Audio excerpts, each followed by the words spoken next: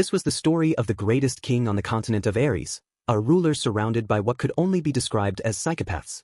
He remained undefeated until the moment of his death, and the people of the land came to call him the Mad King Mars. According to legend, the final words he left behind before his demise were simple and blunt, stating that he did not want to eat something that disgusting. That was where the story began. An attendant approached and brought food near him. Mars showed no interest in it. He stated that he had no appetite at the moment and allowed the attendant to leave. His name was Mars, the prince of a small kingdom located in a remote corner of the continent of Aries. As a prince, it would normally be assumed that he had access to luxurious and delicious meals. Anyone hearing his title would naturally imagine such comfort. The reality, however, was far different.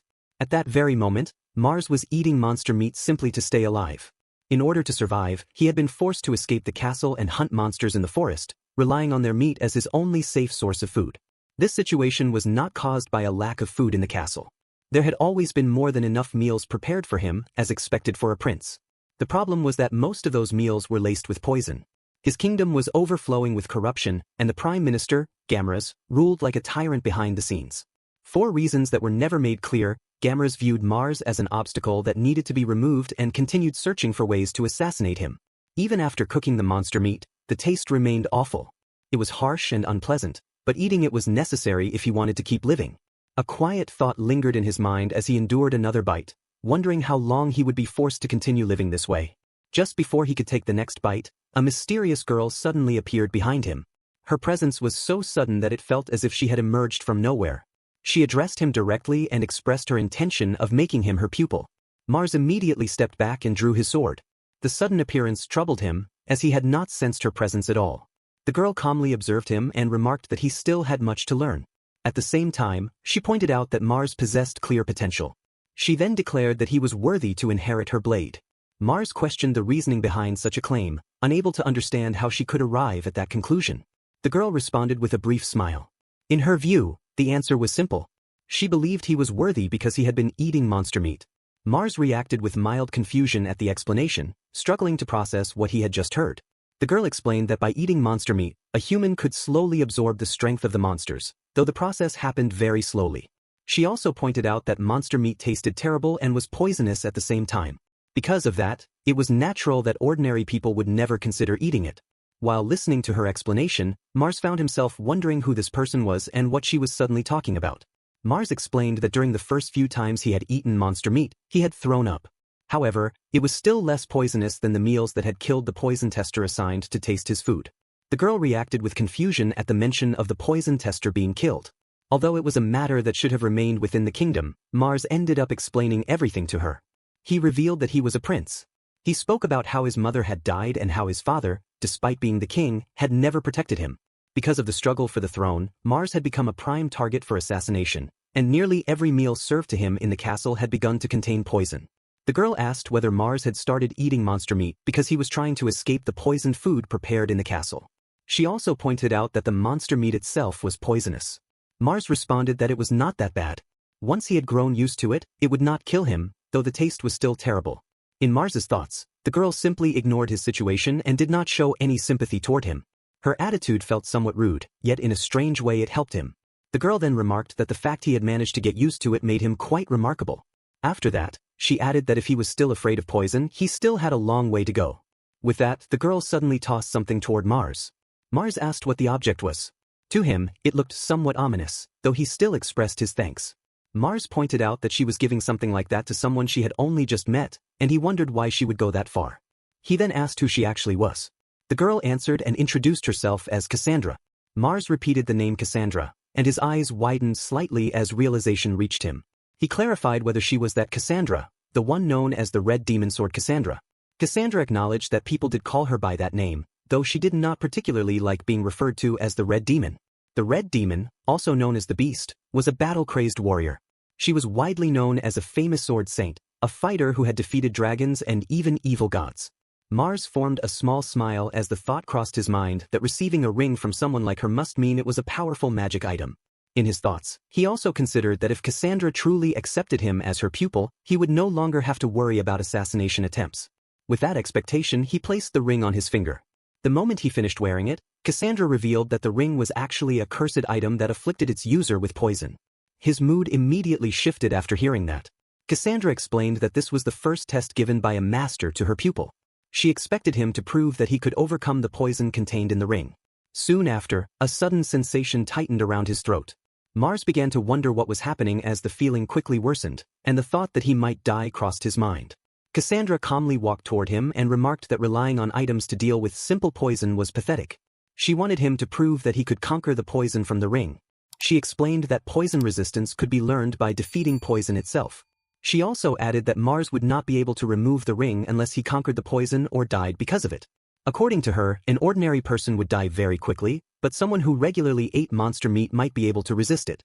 Mars quickly realized that Cassandra was dangerous. That became his first clear impression of her as his master. She had made him wear a poisonous object while he had been trying to avoid poison all along. The situation felt almost like a cruel joke. At the same time, inside the castle, an elderly man examined Mars and stated that the poison could not be healed. Even cure magic had no effect on it. Mars remained half dead for 3 days and 3 nights. Every doctor who tried to treat him eventually gave up on curing the poison. The situation grew so serious that rumors began spreading through the castle that Mars had finally succumbed to poison. In the end, however, Mars somehow managed to survive. After his recovery, people around him offered congratulations for overcoming the poison. Strangely, no one seemed to find it unusual that he had been poisoned in the first place. Mars's father reminded him that protecting himself was his own responsibility. In Mars's thoughts, that was hardly something someone would normally say to a person who had just recovered. At the same time, he admitted to himself that this time the poisoning had been entirely his own fault. Once he had recovered, Mars tasted the food that was served to him. He was certain that it contained poison, yet nothing happened after he ate it. He paused, surprised by the result. It seemed as if the effect of the poison had changed. Mars realized that he did not feel sick at all. At that moment, he understood that he had successfully conquered the poison. Mars had returned to eating normal food. He understood that it had not been easy, but the resistance he had gained against poison helped him greatly. One night, he went into the forest and informed Cassandra, his master, that he had successfully conquered the poison. Cassandra showed no surprise and made it clear that she had already expected him to accomplish it. With that achievement, there was no longer any need for him to worry about deadly poison. Mars felt sincere gratitude toward her. Soon after, Cassandra placed something on the ground and stated that she intended to give it to him. The items were bracelets infused with gravity magic. Once worn, they would double the weight of the person using them. At that moment, Mars began to think that Cassandra might actually be trying to kill him, since the previous trial had clearly not been the end of his training. Cassandra then asked whether he was still eating monster meat. Mars admitted that he had not done so for about a week. He explained that now that he no longer had to worry about poison, he no longer had any reason to keep eating it. He also wondered whether stopping had been a bad decision. Without answering directly, Cassandra walked away and instructed him to wait where he was. When she returned, she brought back the body of a dead monster. She tossed a piece of the monster's meat toward Mars and told him to eat it. The creature was a great basilisk. Cassandra explained that if Mars had truly conquered the poison from the ring, then he should also be able to eat that meat. She pointed out that the monster was extremely rare, though the meat was completely raw. Mars wondered if it would be possible to cook it first. Cassandra refused the idea, explaining that cooking it would make the meat less effective. Mars reluctantly began to eat the meat. The taste nearly made him throw up, and the thought crossed his mind that this might finally be the thing that killed him. Cassandra urged him to swallow it. After forcing it down, Mars dropped to his knees and struggled to stay upright. He asked whether the meat itself was poisonous. Cassandra confirmed that it was. She explained that the stronger the monster, the more poisonous its meat became to humans. As an example, she mentioned that the meat of a dragon would be extremely poisonous. In comparison, she believed that the great basilisk meat was probably the strongest Mars could handle at that moment. According to her, even a single lick of it would be enough to kill 500 adults. Mars came to the realization that Cassandra was completely insane, though he managed to push that thought aside. He assumed that the situation would end there for the day. However, Cassandra ordered him to finish all of the meat. Mars felt that the amount was far too much for anyone to eat. Cassandra interpreted his hesitation as a sign of confidence and questioned whether he believed he had already become strong enough and no longer needed to eat monster meat. She then pushed him further, telling him to prove it by attacking her with the sword he was holding. Mars was surprised that Cassandra did not even bother to draw her own sword. The thought crossed his mind that she might be looking down on him. Even so, he rushed forward and launched an attack with all his strength. Cassandra simply responded with a kick. The force of it sent Mars flying away. She then calmly walked toward him and pointed out that he was still weak. In her view, he clearly needed to eat more monster meat. Without hesitation, She pressed the meat against his mouth and forced him to continue eating it. It took a long time, but Mars eventually managed to consume all of the meat, tears running down his face the entire time. From that moment onward, his training continued. Mars spent his days eating monster meat and learning swordsmanship from his master. Although they only met once each week, Cassandra paid very close attention to his progress and immediately noticed whether he was improving quickly enough. Whenever Mars tried to cheat by avoiding monster meat, Cassandra forced it down his throat. If Mars failed to take his sword training seriously, Cassandra beat him severely. Eventually, his training shifted toward fighting monsters directly while continuing to eat them. Even so, Cassandra believed he should only fight weaker monsters on his own. Because of that, she carefully chose monsters that Mars could defeat only by a narrow margin. Among all the monsters he faced, however, Cassandra remained the strongest of them all. While Cassandra and Mars were practicing their sparring, Cassandra began to notice that Mars was steadily improving. She pushed him forward again and urged him to try killing her. Cassandra possessed a special skill in battle. She was able to hold back just enough to avoid killing Mars during their fights. Her movements were so fast that Mars's body often could not keep up with him. Yet after 3 years of relentless and brutal training, things began to change. Cassandra observed that Mars was finally starting to get the hang of it. During that time, Mars learned how to detect the presence of others and avoid incoming attacks. His survival instincts had sharpened, driven by the simple desire not to be struck by Cassandra's attacks. Looking back, the 3 years Mars spent training under his master felt like pure torture.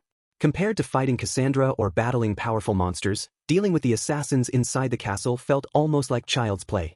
Then one day, Cassandra allowed Mars to face a massive wyvern that descended from the sky. The creature soared high above before diving down toward him. In a sudden moment, Mars struck and cut the wyvern into pieces. Cassandra felt satisfied seeing that Mars had truly taken down a wyvern. Even though it was not as strong as a dragon, it was still a formidable monster. She acknowledged that Mars had done well and had grown quite strong. Cassandra also noticed that Mars seemed to have become accustomed to eating monster meat. Mars confirmed that he had been eating it every day. Cassandra pointed out that growing stronger in such a way was a good thing, and Mars agreed with that. Cassandra then smiled and told him that there was nothing left for her to teach him. She reminded him to continue his training and warned that the next time they met, she would truly kill him if she discovered that he had been neglecting it.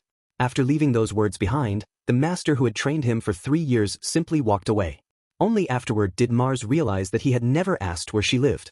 It seemed likely that she spent her time traveling across the world, constantly searching for powerful enemies to fight.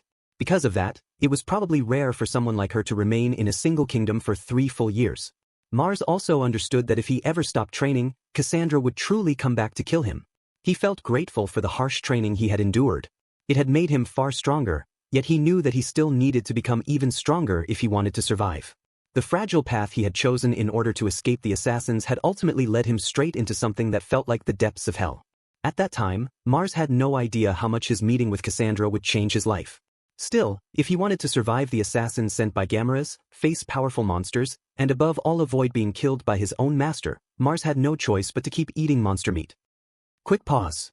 If you're enjoying this, help us reach 1,000 subscribers. 1 click equals instant power-up. Subscribe now. Back to the story. Some time had passed since Cassandra disappeared. During that period, Mars was attacked by yet another assassin. He killed the attacker, making it the 10th assassin he had eliminated that month. The number even made Mars wonder whether the assassin industry might eventually face a shortage of workers. Even so, Gamaras continued aiming for his life as always. Gamaras had forced Mars's father into a marriage arrangement with his own daughter, part of a plan meant to produce a son. That child would gain the right to inherit the throne, which meant Mars had to be removed from the line of succession. However, the red demon Cassandra had somehow become Mars's mentor. Even so, her method of training often felt as if she was trying to kill him herself. Mars remembered her warning clearly that he had to keep eating monster meat, and that if she ever found him being lazy the next time they met, she would kill him. Because of that, Mars had no choice but to grow stronger if he wanted to stay alive. At times he wondered how his life had ended up like this. Nearby, Mars noticed several men sparring, one fighter facing 4 opponents at once. As he watched them, a thought crossed his mind. It had been more than 200 years since the last war, and because of that long period of peace, practical combat training had nearly disappeared. The kingdom of Fallon was currently at the peak of its peaceful era. Skill with a sword was often considered unnecessary and was sometimes viewed as something only barbarians cared about. Even duels involving swords were prohibited. Because of that, swordmasters who continued to train seriously were often seen as strange or unstable people. In some cases, it was even considered a matter that should be punished by imprisonment. Mars approached the men and asked if he could join them. One of the men demanded to know who he was. Another looked at him and assumed he must be some noble's child. One of them warned him to leave if he did not want to get killed, while another suspected that Mars was mocking them and only wanted to play around for his own amusement. Mars quietly realized that these men clearly disliked nobles. Among them, however, one man seemed to understand the situation better than the others and allowed Mars to train with them. The man warned him not to complain if he ended up dying. With that, the man named Agma charged toward Mars. In the next moment, Agma was thrown away by a single strike from Mars. Mars remarked that Agma was still alive, noting to himself that most assassins would normally be cut in half by a blow like that. Immediately afterward, all of the men attacked Mars at the same time. A few moments later, the men were kneeling in a line. Mars informed them that from that point on, they would serve as his training partners once every 7 days. He also pointed out that they had already seen that he was stronger than all 5 of them combined. One of the men suddenly shouted in refusal. In his view, Mars only wanted to follow them around for entertainment. The man spoke angrily about how they already struggled just to secure enough food each day. That was not something a noble like Mars would understand, since nobles were used to eating good meals every day. The man demanded to know what Mars planned to eat that night. Mars answered that his meal would be red bone meat. The man reacted with confusion, but Mr. Agma quickly pointed out that red bone meat was the flesh of a monster. He also noted that a red bone was not a monster that someone like Mars could defeat alone. Another man insisted that Mars had to be lying. Someone else added that everyone knew monster meat was poisonous. Mars regarded the accusation of lying as ignorance. He then pointed out that something was approaching behind them. A massive blood bear appeared. The men immediately panicked and shouted in fear. Mars looked at the creature and quietly wondered whether it would make a decent meal for the next day. In the next moment, he cut off the monster's head. Mr. Agma was stunned by what he had just witnessed. Mars then showed them that he was actually eating the meat and encouraged Mr. Agma to try some as well. Mr. Agma took a small piece while Mars advised him to take only a small bite, warning that eating too much at once would probably kill him. Mr. Agma carefully took a bite. The taste nearly made him throw up, since he was not used to eating monster meat. Mr. Agma had been born the 3rd son of a noble family that valued proper manners far more than skill with a sword. He had always disliked that expectation. In his mind, swords existed to make their wielders stronger. Many people viewed him as a disgrace to the nobility, while others simply saw him as a fool wasting his efforts. To avoid falling into frustration, he had hidden his true identity and gathered several companions to form a group. He called the group 100, an organization devoted entirely to the pursuit of strength. Within the group known as 100, power meant everything. The hierarchy of the organization was determined entirely by strength, which was why the title of 1 was given to the strongest member. At that time, the group already had more than 20 members, and they took pride in believing they were the strongest group in the country. Many of them even claimed they were far stronger than the kingdom's knights, whom they considered little more than decorations. However, someone seeking far greater power had now appeared before them. Mars encouraged Mr. Agma to continue eating monster meat. After Mr. Agma finished, Mars explained that blood bear meat was still too strong for him. According to Mars, he would first need to become accustomed to weaker monster meat, such as that from a killer rabbit. Mr. Agma reflected on the situation. In the end, everything they had claimed about themselves seemed like a lie. They believed they possessed power and determination, calling themselves seekers of strength, yet their confidence now felt hollow. With that realization, he bowed toward Mars and recognized him as someone worthy of being called number 0, the one above the strongest. He expressed the group's willingness to accept Mars's guidance and asked him to join them and train them. Mars repeated the unfamiliar title in confusion, wondering about the meaning of number 0. Even so, Agma assigned him that title and suggested that his new name within the group should be Zeros. The name Mars stood out too much, so the new title suited the situation perfectly. Mars also concealed his appearance by wearing armor he had found in some ancient rooms. From that point forward, he began training with the members of the group. Because of this, he could finally fight with his full strength, and his ability to handle battles against multiple opponents improved greatly. Above all, no matter how many times Mars defeated the members of 100, they always stood up again and continued fighting him until they eventually collapsed from exhaustion. Not even the assassins who had been sent after him had ever shown such persistence. Although the situation felt somewhat strange, Mars found himself satisfied by their determination. In this way, a full year passed as they continued training together. The results were impressive, though the direction everything was taking felt unusual. By that point, every member of the group had begun eating monster meat as well. Those who could eat the meat of stronger monsters received the greatest praise, while those who could only handle weaker monster meat were often labeled as weaklings. Even so, Mars personally did not believe that a person's worth or greatness should be judged solely by that measure. As a prince, he had never received this level of recognition before, which left him with mixed feelings about the situation. Meanwhile, at the headquarters of the Black Knights of Falun, a knight named Commander Chrome raised a question. He had heard rumors about a group that spent its time constantly fighting while eating monster meat. One of the knights present confirmed that the information was correct. The group called itself 100, and according to the reports, some members of the Black Knights had also joined them. The response shocked Commander Chrome. Among ordinary civilians, however, many people believed the group was actually helping. Since the knights were already occupied dealing with the most powerful threats, the fact that this group hunted monsters was seen as useful. Commander Chrome remained suspicious. The act of eating monster meat and even drinking its blood made him consider the possibility that the group might be part of some dangerous cult. The matter became even more serious if members of his own subordinates were involved. That was something he could not ignore. Because of that, Commander Chrome decided to personally investigate the actions of the group known as 100. If the organization was attempting to bring chaos to the country, he intended for the Black Knights to deal with them directly. At the same time, somewhere within the forest, one of the members of 100 was preparing to teach a newcomer how to hunt monsters.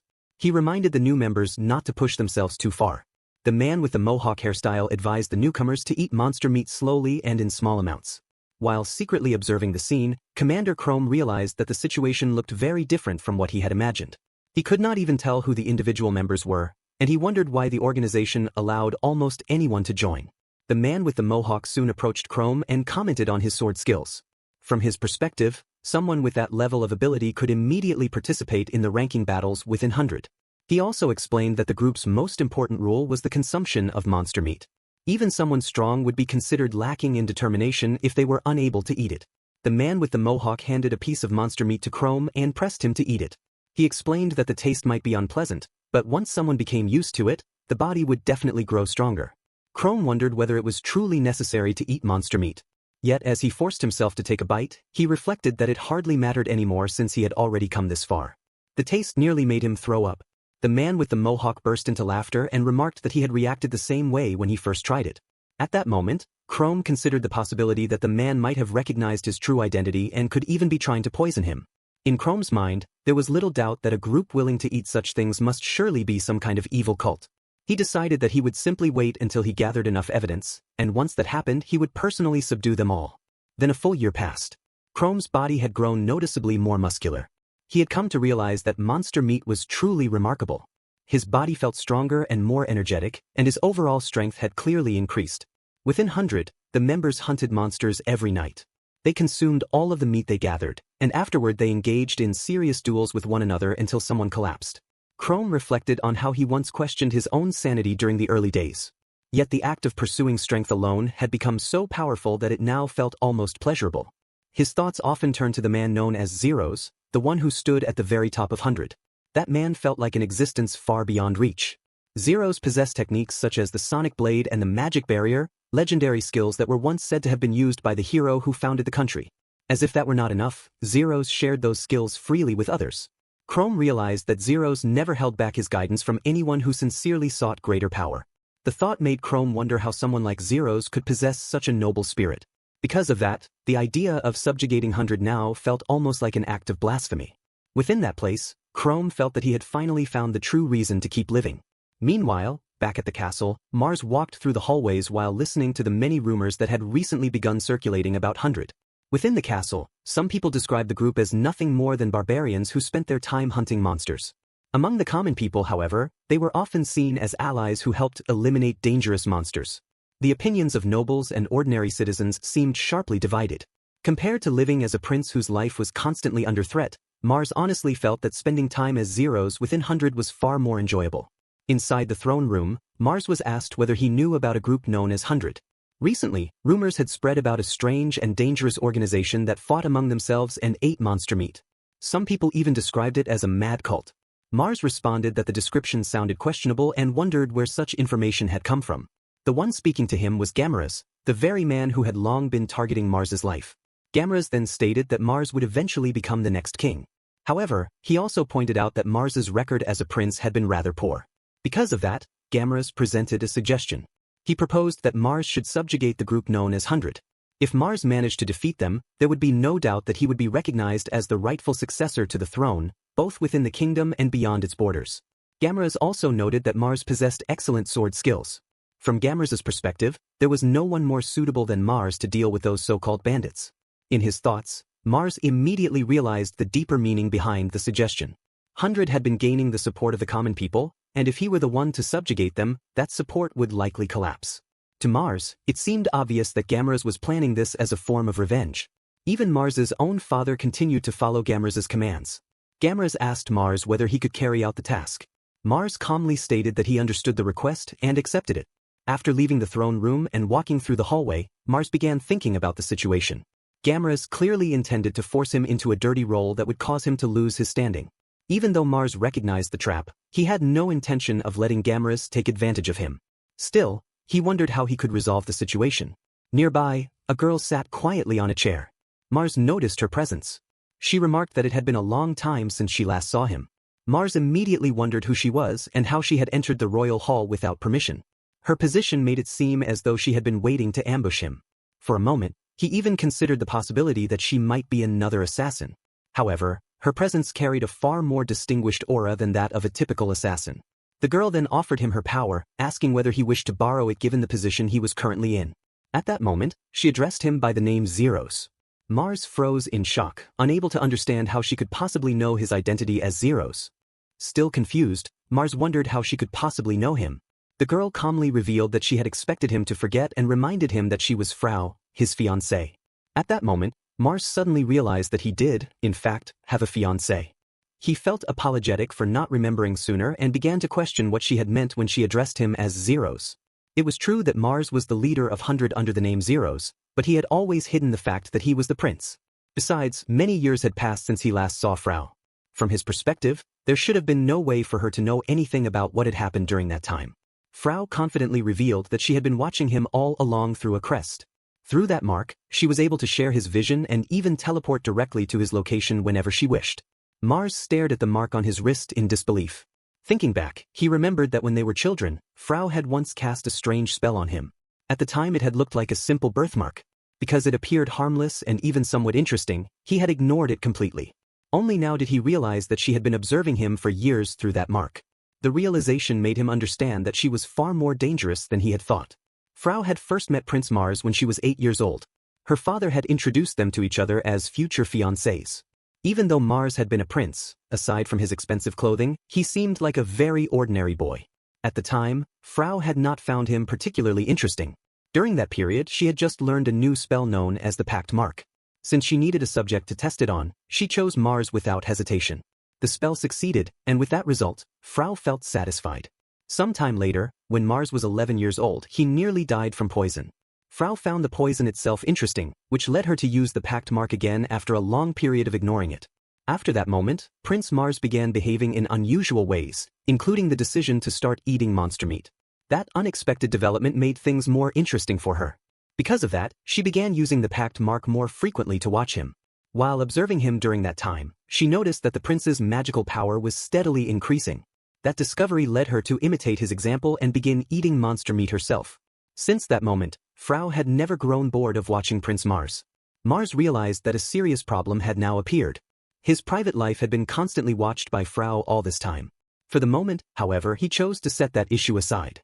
Instead, he focused on asking Frau what she had meant earlier about lending him her power. Frau simply indicated that the matter could be discussed later. Meanwhile, at the base of 100, both Chrome and Warren were present. It was still difficult to believe that the two leaders of the 4 Knight Orders, representing the Red Knights and the Black Knights, had actually joined 100. Within the kingdom of Falun, there were 4 Knight Orders. The White Knights were responsible for protecting the king and the most powerful nobles. The Blue Knights handled the security of the royal capital. Meanwhile, the Red Knights and the Black Knights were assigned to lead expeditions and suppress monsters during times of war. Even with these powerful figures present, Zeros sensed that the atmosphere within 100 had become unusually heavy. Agma approached Zeros and asked him to listen carefully. According to the information he had gathered, the country was preparing to destroy 100. The commanders assigned to carry out this mission were Chrome of the Black Knights and Warren of the Red Knights. Zeros realized how quickly the information had spread. After hearing it, he concluded that the best option would be for 100 to leave the country. However, Warren addressed everyone gathered there and made his position clear. Both he and Chrome, along with the Red Knight Order and the Black Knight Order, had decided that they would support 100 until the very end. Whatever decision Zeros made, they would follow it. Zeros struggled to understand what Warren meant by supporting them until the end. Chrome then explained that he no longer believed there was any justice left within the corrupted country. If the Red Knights and the Black Knights joined forces with 100, their combined strength would become overwhelming. As long as Zeros continued to lead them, Chrome believed they had a real chance of winning a rebellion. Zeros quickly understood that they had no intention of fleeing. Instead, they were talking about betraying their own country and starting a civil war. In truth, Zeros had no desire to become involved in something as dangerous as a rebellion. He would rather leave the country entirely and live freely somewhere else. Zeros believed that once they saw his real identity, they would understand his position. With that thought, he removed his disguise and revealed his true face. Everyone present was shocked. The man they had followed as Zeros, the leader of 100, was none other than Prince Mars. Mars formed a small smile, believing that now everyone would understand the situation. As the Prince of Falun, he could not possibly lead a rebellion against his own country. Chrome quickly came to his own conclusion about what Zeros had meant. From his perspective, he had clearly understood the thoughts Mars was trying to convey. In Chrome's interpretation, Prince Mars did not intend to lead a rebellion but rather a legitimate war. To him, that meant the conflict would not be a rebellion at all.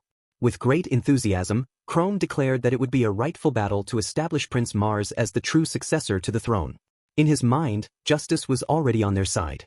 Meanwhile, Mars quietly reflected that whether he was a prince or not, starting a rebellion against the country was not something he believed to be right. One of the other members suddenly shouted in admiration, convinced that Prince Mars had been preparing for this moment for many years. From that person's perspective, the reason Mars had gathered and strengthened 100 was to reach this very point. Mars could only think to himself that he had never gathered forces for the sake of a rebellion. In fact, he had originally brought in only a few people. Now the group had grown to more than 1,000 members, even though it was still called 100. He realized that he needed to calm everyone down first and make them understand the real situation. Mars pointed out that even if they had gathered an army, the royal castle itself was nearly impossible to breach. He wondered whether they truly believed they had any chance of defeating the kingdom. At that moment, approaching footsteps interrupted the tense atmosphere. The newcomer explained that the royal forces were not limited to the White Knights and the Blue Knights. There was also the Magic Division. Regarding the Magic Division, Frau declared that they would stand on Prince Mars's side. Mars was surprised by her sudden appearance. Chrome laughed lightly and reassured Mars that there was no need for him to test their resolve. According to Chrome, Miss Frau had already explained everything to them beforehand. Some members of 100 might not yet know this, but she was widely known by the title Frau the Empress of Thunder. She served as the main force of the kingdom's magic corps and was considered a crucial element in the nation's defense. Frau calmly stated that she would take responsibility for leading the Magic Division. Hearing that, the men erupted in excitement, convinced that victory was now guaranteed. Mars felt confused. In his thoughts, he remembered that Frau had mentioned lending him her strength, but he had not expected things to go this far. It now seemed as if they had been planning to fight from the beginning instead of escaping. He could hardly believe how the situation had unfolded. The entire story was now moving toward a rebellion against his own country. Mars questioned why Frau was helping them so much. Even though their engagement had been arranged by their parents, he wondered whether it was truly worth taking such a dangerous risk for something like that. Frau explained that her actions up until now had not been worthy of someone in her position as his fiancée. Because of that, she intended to act as a proper fiancée from that point forward. The reason she had managed to increase her magical power to the level that earned her the title Empress of Thunder was because she had followed Mars's example and begun eating monster meat. At first, she had not shown much interest in Mars at all. Now, however, she found herself unable to imagine breaking their engagement. A person whose life constantly hovered near death had become something she found deeply fascinating. Frau expressed that she wanted to continue watching over him and that she was glad he was her fiancé. At that moment, one of the members shouted with excitement, convinced that their victory was already guaranteed. They now had the commander of the Black Knights, Chrome, the commander of the Red Knights, Warren, and Frau, the Empress of Thunder. Alongside them were Agma and the entire force of 100, all led by Zeros, whose true identity was Prince Mars. Together, they believed they were ready to remove every corrupt noble in the country. Mars felt powerless to stop the momentum that had built around him. In his mind, this had become a group that could not easily be broken apart. Everyone appeared fully prepared to launch a rebellion against the kingdom. Their chances of victory were certainly high. Even so, Mars could not help but question the direction everything was taking. The situation seemed to be moving toward a path where he would have to fight. He also found himself wondering when exactly he had ever developed any interest in claiming the throne. Chrome declared that they were ready to sacrifice their lives for him. In their eyes, Prince Mars was the rightful heir to the kingdom of Falun. Around them, other members shouted in the name of justice, determined to ensure that their rebellion would succeed. Mars reflected on the moment when he had first been ordered to destroy 100. At that time, he had only two choices before him, to flee or to rebel. Now there was no turning back. He had never intended to begin a rebellion, and he had never desired the throne. His only wish had been to survive. For so long he had lived without allies, facing everything alone. Now people stood beside him. Their trust weighed heavily on him, so much that he found himself unable to reject it. Frau watched him closely. She understood that Mars had now become a threat to the kingdom, yet for reasons she could not fully explain, she found herself unable to look away from him. She expressed her determination to ensure that the rebellion would succeed and her intention to fight alongside him. Eventually, the day arrived when 100 would challenge the kingdom. A knight standing behind Mars noticed the tension in his posture and commented on it. The knight wondered if Mars felt nervous, considering that it was his first time facing such a situation. The knight reassured him that the battle itself could be left to the commanders of the Black Knights and the Red Knights. According to him, Mars's noble duty was simply to defeat Zeros, the leader of 100. If he failed to do so, the consequences would be severe. The White Knights were largely made up of the children of powerful nobles, many of whom were closely tied to Gamras. Rather than protecting Mars, they were more likely to betray him. By forcing him into a direct confrontation with Zeros, they hoped he would fall. Soon, Chrome and Warren approached and asked Prince Mars whether they were ready to advance. Chrome requested a brief moment of Mars's time before the battle began. However, the commander of the White Knights immediately intervened, insisting that they wait. From his perspective, the prince should not be addressed directly. There was also no need for the prince to personally involve himself with a group like 100. At that moment, the White Knight commander was caught off guard. The Black Knights and the Red Knights had arrived in full force. To him, the members of 100 were nothing more than commoners pretending to be knights. Treating them as equals felt disgraceful, as if the honor of their order had fallen into shame. Meanwhile, Mars noticed the eagerness in Chrome and Warren. Seeing their determination, he realized that he had no choice but to strengthen his own resolve. Mars then addressed all of the troops gathered before him and declared that their true enemies were inside the capital. The White Knight commander was stunned by the statement and struggled to understand what Mars meant. From his perspective, the enemy was supposed to be 100. Before any further reaction could follow, Mars moved his sword. In a single motion, he struck the man's head. The members of 100 watched in astonishment at what they had just witnessed. The strike was executed with remarkable precision, a clean and flawless cut delivered with masterful skill. Afterward, Mars turned his attention to another White Knight. He pointed out that regardless of how the battle ended, the White Knights had intended to kill him anyway. The knight reacted with visible shock upon realizing that Mars had discovered the truth. To Mars, however, the situation had been obvious. At that moment, Chrome stepped forward and cut off the man's head as well, remarking that the outcome no longer surprised him. Another White Knight quickly begged for his life, insisting that he had never intended to assassinate Mars. He claimed that the decision had not been his own and that he had simply been following orders from the deputy commander. Chrome looked down on him with clear disdain. A knight who behaved in such a cowardly manner, in his view, could never protect the kingdom. As long as men like that remained alive, there would never be real peace. With that judgment, Chrome cut off his head. Soon after, the remaining White Knights were also slain. Chrome remarked that the White Knights had completely tarnished their honor. Then he urged Mars to move forward, declaring that it was time to bring true justice to the corrupted kingdom. Mars quietly reflected that Chrome's loyalty felt deeply sincere, though the intensity in his gaze was somewhat overwhelming. Warren then pointed out that they were likely being watched. Mars already understood that. From that point onward, everything would depend on speed. Mars urged them to hurry toward the royal capital. At the city gate, one of the White Knights announced the arrival of the prince and ordered the gates to be sealed. Before the command could be carried out, Sir Bled of the Blue Knights struck the White Knight down and ordered the gates to be opened. The Blue Knights declared their loyalty to Prince Mars. Mars recognized Sir Bled and acknowledged his efforts. Sir Bled explained that the Blue Knights were responsible for maintaining order in the capital, and for that reason they had chosen to stand with their prince. As they entered the capital, the members of 100 had already begun clashing with the White Knights. During the battle, one of the White Knights recognized Agma. The knight mocked them and spoke as if he intended to demonstrate what true swordsmanship looked like. Agma responded with clear contempt toward that claim. From his perspective, the idea of calling that real swordsmanship was laughable. Instead, he declared that 100 would show them what true swordsmanship truly meant. As Agma struck down the White Knights before him, he made it clear that the battlefield was not a place for showing off. It was a place where survival decided everything. Agma reflected on what true strength really meant. In his view, real power was the ability to crush the enemy completely. Ideals and noble words would not protect anyone on the battlefield. Violence could not simply be stopped through brute force alone. One of the White Knights admitted that there was truth in those words. From his perspective, 100 were nothing more than thugs. Mars quietly thought that the statement was sadly accurate. The White Knight then pointed out that they still had the mage core on their side. Once the mages joined the battle, the situation would become far more dangerous. Meanwhile, inside the mage tower, Frau's father summoned her and reported an urgent situation. News had reached him that Mars had begun a rebellion. In response, Frau made a request of her father. She asked him to step down from his position and pass the family title to her. Her father reacted with confusion. He tried to confirm whether she truly meant for him to give up his title. He also pointed out that he was not old enough to retire and that the position of head of the family was not something that could be given to a woman. Frau began preparing a spell. Her father questioned what she intended to do. At that moment, Frau released a powerful lightning spell that struck the other mages present. As she spoke, she described the sequence of attacks. First came the shock. Those who survived would then face lightning. Those who endured the lightning would be met with an explosion. Anyone who survived the explosion would then face dissolution. The mages immediately begged her to stop. Frau turned to her father once more and asked him again to surrender the family title to her. She pleaded with him to grant his daughter's request just this once. Outside, one of the members of 100 began to wonder what was happening.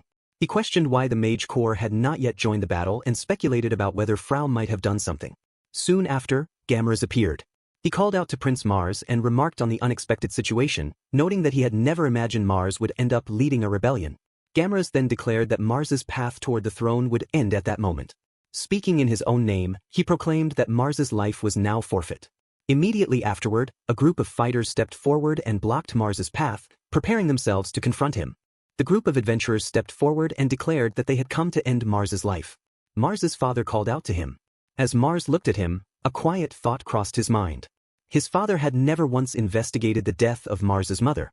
It seemed likely that he simply did not care about the outcome of the conflict, as long as he himself remained safe. Suddenly, a mage cast a gravity spell on Mars. Even under the spell, Mars remained calm. Gamras confidently declared that Mars would no longer be able to move. According to him, Mars had already been restrained through the use of magic. Gamras admitted that the sudden rebellion had surprised him, but he had prepared for such a situation in advance. As part of that preparation, he had hired A-rank adventurers. Soon, reinforcements would arrive and completely surround Mars. At that point, everything would finally be over. However, Mars was still wearing the gravity bracelet that Cassandra had given him. Under the weight of the spell, he simply walked forward. One of the adventurers stared in disbelief, wondering how Mars had managed to escape. It appeared as if the gravity spell was not working. Mars calmly explained that the gravity spell was functioning perfectly. He had simply become accustomed to such pressure. Then, something exploded above them. One of the adventurers immediately recognized the attack as the ability of a poison lizard. He warned that Mars would soon become paralyzed. Mars recognized the creature as well. He casually remarked that its meat had tasted terrible. The adventurer was stunned by the statement and questioned whether Mars had actually eaten poison lizard meat, something that was essentially pure poison. Another adventurer rushed forward and attacked Mars, convinced that the claim had been a bluff. Mars responded with a single strike. The A-rank adventurers watched in shock as their companion was cut cleanly in half. One of them quickly asked the healer whether the fallen man could still be saved. The healer calmly responded that only a necromancer could possibly deal with something like that. Mars quietly apologized, explaining that it had been a long time since he had fought without wearing the bracelet, which caused him to lose control of his strength. Several members of the group immediately threw daggers toward him. One of them ordered Mika to prepare an attack spell, told Luida to support them, and instructed Chad to distract Mars. Mars remained completely unfazed. As another adventurer rushed toward him, Mars unleashed a sonic blade. The impact was overwhelming, and the attacker was cut in half as well.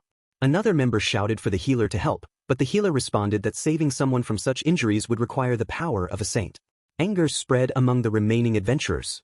One of them raised her power and unleashed blazing crimson flames toward Mars, declaring that the fire would fall upon its enemy and burn. Mars remained calm even then. He acknowledged that the attack was not something he could block directly.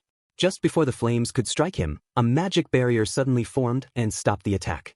The remaining members of the party stared in shock. The mage who had cast the flames fell to her knees in disbelief. That spell had been her strongest attack, yet it had been stopped by a magic barrier, an ability usually seen only in high-level monsters. Mars formed a small smile as he looked at the stunned expressions around him. Seeing their surprise felt strangely satisfying. He had mastered that ability after repeatedly facing demon apes. By eating their meat again and again, he had eventually perfected the skill. As he calmly walked forward, he asked the remaining members to move aside, making it clear that he had no intention of killing them. The party leader stepped forward and blocked his path. Mars advised him to run and promised to let him go if he did. The party leader reacted with anger, believing that Mars was mocking them. In his pride, the man declared that they would never simply walk away after their comrades had been killed. He reminded Mars that he was an A-rank adventurer. With that, the man swung his sword at him. Mars immediately blocked the strike. Their swords clashed several times in quick succession. During the exchange, Mars realized that the party leader was a skilled swordsman. For a brief moment, it seemed possible that the man might even be able to keep up with him. Then Mars delivered a powerful kick. The force of the blow sent the party leader flying into a wall. The man stared in disbelief, struggling to accept that he had been defeated by a simple kick. The thought crossed his mind that Mars might be more like a monk than a swordsman. Mars reflected that his master had always fought in that manner, and because of that influence, he had learned to fight the same way. After that, Mars turned his attention toward Gamorous. He pointed out that Gamorous was now the only one left. For the first time, Gamorous showed clear signs of fear. In his thoughts, he began to question how everything had reached this point. He had dedicated his entire life to the kingdom, believing that everything he had done was for the sake of its people. 15 years earlier, the kingdom had been in chaos, and the former queen had been responsible for that turmoil. At that time, Gamorous had convinced the king to carry out a coup in order to save the kingdom. Since then, he had worked tirelessly with the nobles. Step by step, he had improved the country while carefully keeping the nobility under watch. For him, ruling the kingdom required accepting both its virtues and its corruption in order to maintain balance. Yet throughout all of his plans, Prince Mars had always been an obstacle. Eventually, Gamorous believed that certain nobles would try to use Mars as a political puppet. To prevent that from happening, he had concluded that Mars had to be eliminated. Even though Mars himself had been innocent, Gamorous had arranged poison, traps, and assassins to remove him. Yet somehow Mars had survived every attempt. Despite having no allies and no protection, he had endured it all. At that moment, Ogma's voice rang out nearby. He announced that it was the end for the nobles, declaring that they had already crushed them all.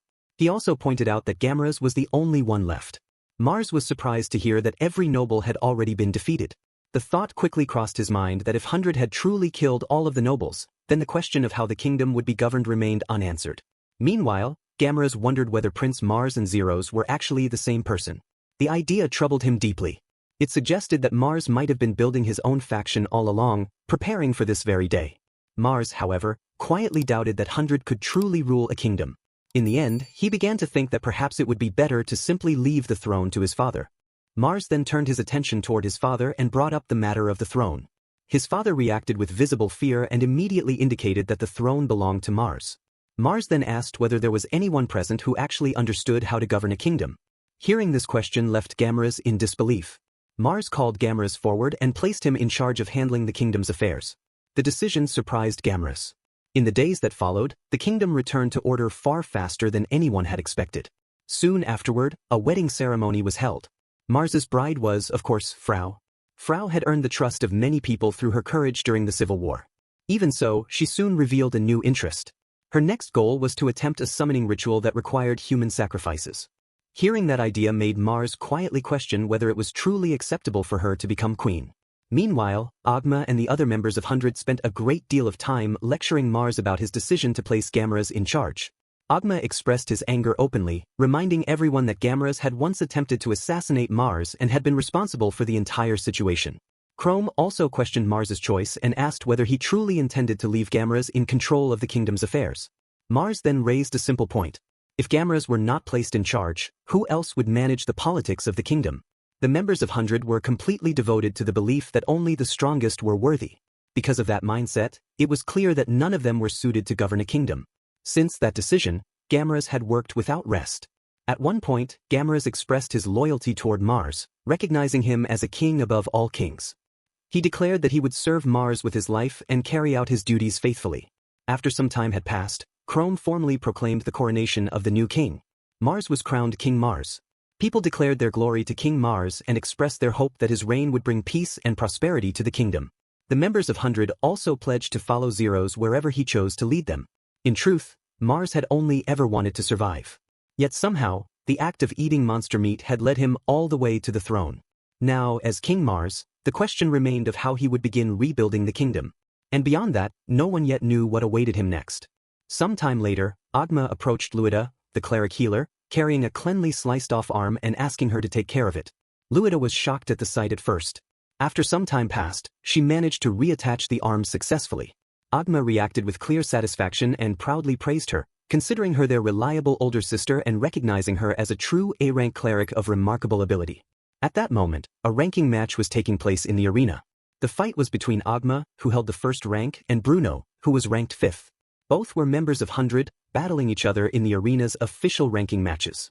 During the fight, Agma, clearly the stronger of the two, cut off Bruno's right arm with a single strike, leaving the battle in that brutal condition. Watching from the side, Mars thought that the spectacle was rather gruesome. He wondered how things had even reached this point. After he had ascended to the throne, Gamaras had thrown himself into his duties with almost unsettling dedication. By seizing the wealth and assets of the nobles, the kingdom's finances had improved drastically.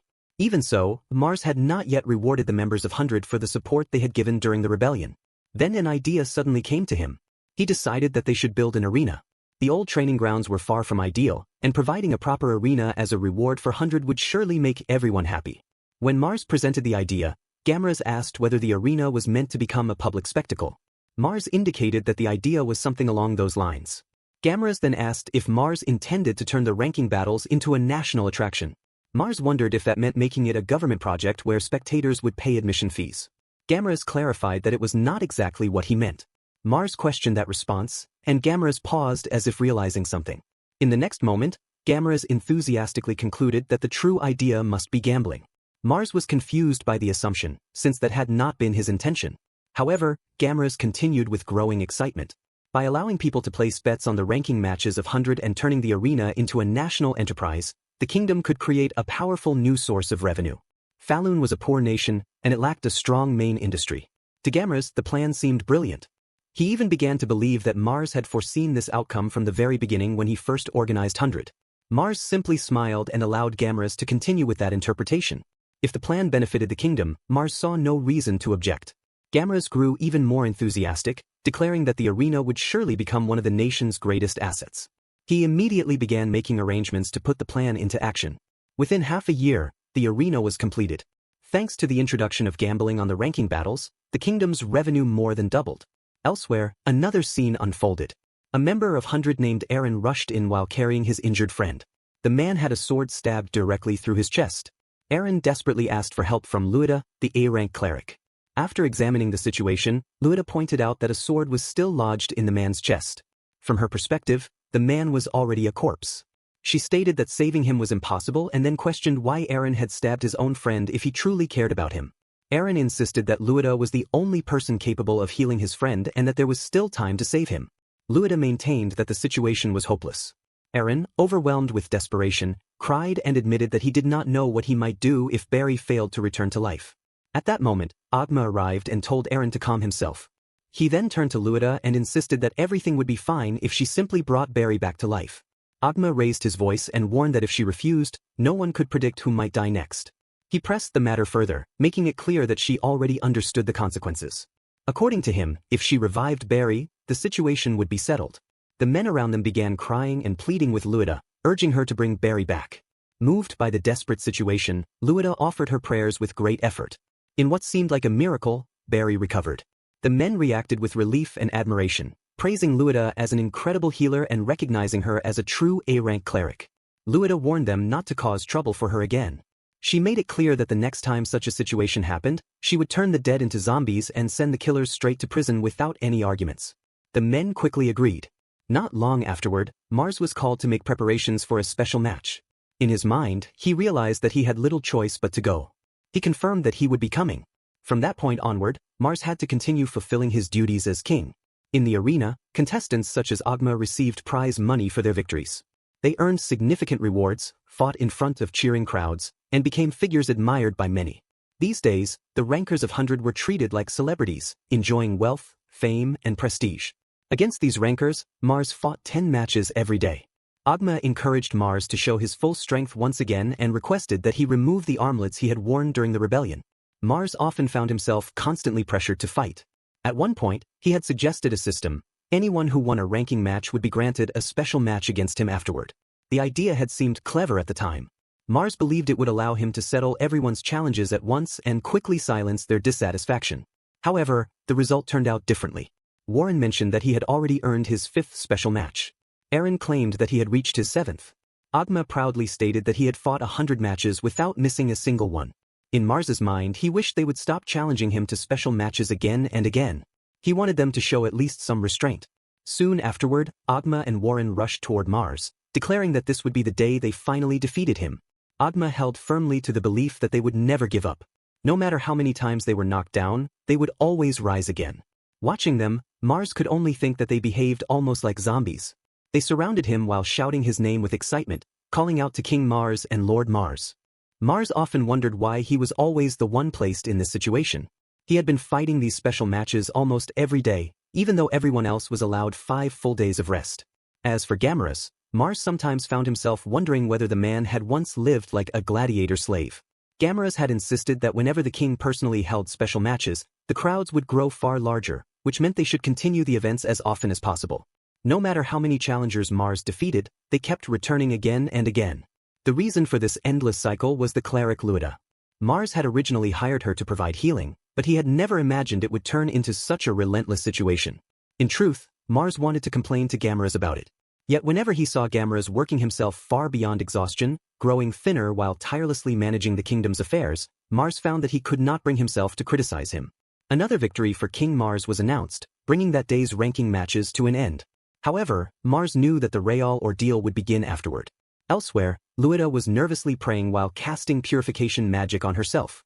She repeatedly invoked cleansing winds to remove poison from her body. At the same time, she wondered why she was forced to eat poisoned food while constantly using detoxification spells to survive it.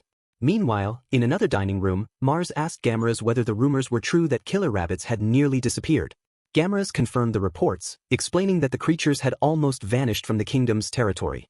Mars found the idea surprising. He had never heard of monsters becoming extinct before. In his understanding, monsters were supposed to appear endlessly. Perhaps they had not truly disappeared but had simply been driven away from the region. Gamaras then added that recently even dragons had begun avoiding flying over the kingdom's lands. The members of 100 had been competing fiercely to hunt dragons for their valuable meat. In addition, Frau's mage corps had also joined the hunts using their magic. Hearing that dragons were now fleeing the territory, Mars began to wonder what kind of dangerous place the kingdom was becoming. Concerned, he considered that fewer monsters should normally be a good thing. Creatures like killer rabbits had once damaged crops and harmed local residents. Gamaras explained that the situation was not entirely positive. For people who were not accustomed to it, meat from monsters stronger than killer rabbits was extremely poisonous. Many of the new recruits joining 100 were unable to adapt to it. In Mars's mind, the obvious solution seemed simple. If the meat was poisonous and unpleasant, they could simply stop eating it. Mars reflected that he would personally prefer to eat something far tastier. If people liked killer rabbit meat that much, it would make more sense to raise the creatures themselves. Gamaras paused to clarify the idea, wondering if Mars truly meant raising monsters. The suggestion impressed him greatly. Ignoring conventional thinking and proposing something so unusual struck Gamaras as remarkable. Meanwhile, Mars immediately realized the problem. Gamaras was taking the suggestion seriously. If the kingdom actually began breeding monsters for food, other nations would almost certainly think they had lost their minds. Mars clarified that the idea was not about raising monsters for food. Gamaras immediately interpreted it differently and considered whether the purpose might be for display instead. In his thoughts, Mars was confused about how Gamaras's reasoning had taken such an unusual direction. Mars made it clear that it was not intended for entertainment either. Gamaras continued thinking and arrived at another conclusion. From his perspective, perhaps the true purpose was breeding monsters as the first step toward incorporating them into the kingdom's military strength. Mars's eyes widened at the suggestion. Gamaras became increasingly impressed, believing that Mars was revealing a grand vision. He pointed out that the northern kingdoms already raised dragons and trained dragon riders. Following that example, they could strengthen their own forces by raising monsters as well. Mars struggled to follow Gamaras's reasoning. The idea of breeding monsters for warfare sounded completely unreasonable to him. The thought even crossed his mind that such a plan sounded more like something a demon lord would attempt. However, Gamaras continued analyzing the idea enthusiastically. Whether for meat, spectacle, or military strength, raising monsters appeared to offer many possible benefits. It was certainly a challenging concept, but in his view it was worth attempting. Mars quickly tried to deny that this had been his intention. Yet just as he attempted to speak, he suddenly noticed that no sound was coming from his voice. Confused, he turned his head and looked behind him. Frau was standing there. Mars and Frau were connected through a contract seal, which meant she could easily have overheard his entire conversation with Gamera's before teleporting to his side. Mars also noticed that she was casting some form of magic. At that moment, it became clear to him that his voice had stopped working because of her. Mars then questioned whether Frau truly wanted to begin breeding monsters. Frau simply acknowledged the idea with quiet interest. Realizing this, Mars immediately concluded that preparations would have to begin at once. Trying to stop her would be pointless. In Mars's mind, once Frau developed an interest in something, there was no turning back. Attempting to restrain her would only cause her to lash out once her obsession was denied. Such an outcome would be disastrous for everyone. The idea of breeding monsters for military purposes was now beginning to take shape. At that time, however, Mars did not realize the consequences. The relentless hunting of monsters by so many people would eventually lead to a far greater calamity. In the kingdom of Falun, a plan for the mass production of monsters had begun. It was reassuring in one sense that Frau appeared pleased with the idea. Even so, Mars could not help wondering whether it was truly necessary to turn monsters into military power. Falun was a small and remote kingdom, and no nation would normally bother invading it. If only there were some way for him to escape the situation. At times he even thought that perhaps someone from 100 could take his place in those special matches. Nearby, Chrome called out to King Mars and asked him to look at a gravity bracelet he had obtained. Chrome explained that with such a bracelet, he might come a little closer to Mars's level of strength. Mars reacted with confusion. In his mind, the bracelet was nothing more than a prisoner's shackle. It had originally been created to prevent prisoners from escaping, a bracelet infused with heavy gravity magic. In some countries, criminals would receive one of these for free as punishment. The strange part was that these enthusiastic users were supposed to be the elite soldiers of Mars's own kingdom. Then again, Mars realized that he himself was hardly in a position to criticize them. Not long after, Frau presented Mars with a gift. It was another bracelet. She explained that she had created it herself and that enchanting it with a gravity effect 5 times stronger had been extremely difficult. The thought of 5 times gravity immediately concerned Mars. Magic of that level would require tremendous skill. Mars tried to insist that the bracelet he already wore, the one with 3 times gravity, was more than enough. In his mind, a 5-fold gravity effect would definitely interfere with daily life. Frau then looked at him seriously and mentioned the name Cassandra. She pointed out that Mars had been wearing items given to him by Cassandra and possibly other women. The comment left Mars visibly uneasy. Because of the contract sigil connecting them, Frau was always able to observe him. When it came to Mars, she could see almost everything. Even the existence of Cassandra, his master, had never escaped her awareness. In fact, Frau had been the only one who knew. The poison ring and the gravity bracelet with triple gravity that Mars wore now had both been gifts from his master. To be honest, their effects were rather unpleasant. Mars privately thought that a bit of jealousy from Frau could be somewhat charming. However, he truly wished she would not try to compete in this particular way. He suggested that if she wanted to give him a gift, something offering magical protection would be more suitable. A powerful enchanted item that could keep him safe would have been ideal. Frau, however, believed that strengthening her husband was the duty of a wife. In Mars's mind, he could not help wondering what kind of wife thought that way. Frau then looked directly at him, silently questioning whether he was rejecting the gift. Mars felt uneasy, realizing that he could not easily guess what she was thinking. At the same time, he knew that Frau genuinely worked hard for his sake. When others had suggested breaking their engagement, she had refused without hesitation. Even during the earlier rebellion, she had risked her life to stand beside him. Mars did not dislike Frau. Although she sometimes seemed to lack certain human emotions, she was still someone dear to him as his wife. In the end, Mars accepted the gift and agreed to wear the gravity bracelet she had made. He expressed his gratitude to her. The moment he did so, the throne beneath him could not withstand the sudden weight and shattered. Not long after, inside the throne room, a guard approached and informed Mars that a messenger from the kingdom of Cadia had arrived and wished to present a message. Cadia was a neighboring country that also bordered the demon beast forest. Unlike Falun, it had a much longer history and was considered a higher-ranked nation. Both kingdoms struggled against the dangers of the demon beast forest, so maintaining diplomatic relations between them would normally be beneficial. Mars began reading the letter sent by the king of Cadia. At first, he thought that this might finally be an opportunity to perform a proper duty as king. However, his expression soon turned uneasy. The letter was essentially a complaint. According to the message, Falun had hunted monsters so aggressively that the natural balance of the region had been disrupted. As a result, monsters were now flooding into Cadia's territory and causing serious damage.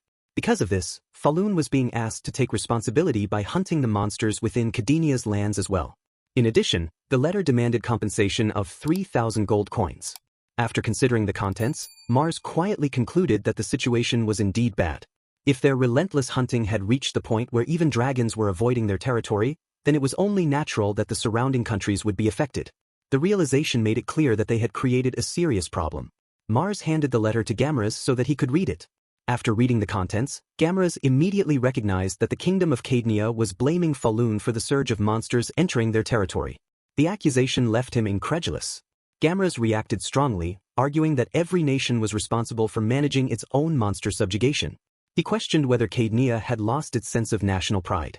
The messenger, Lord Odd, calmly responded that the situation was not so simple. Until recently, Cadia had handled the monsters within its own territory without difficulty. However, in recent years Falun had been hunting monsters excessively and rapidly expanding deeper into the demon beast forest.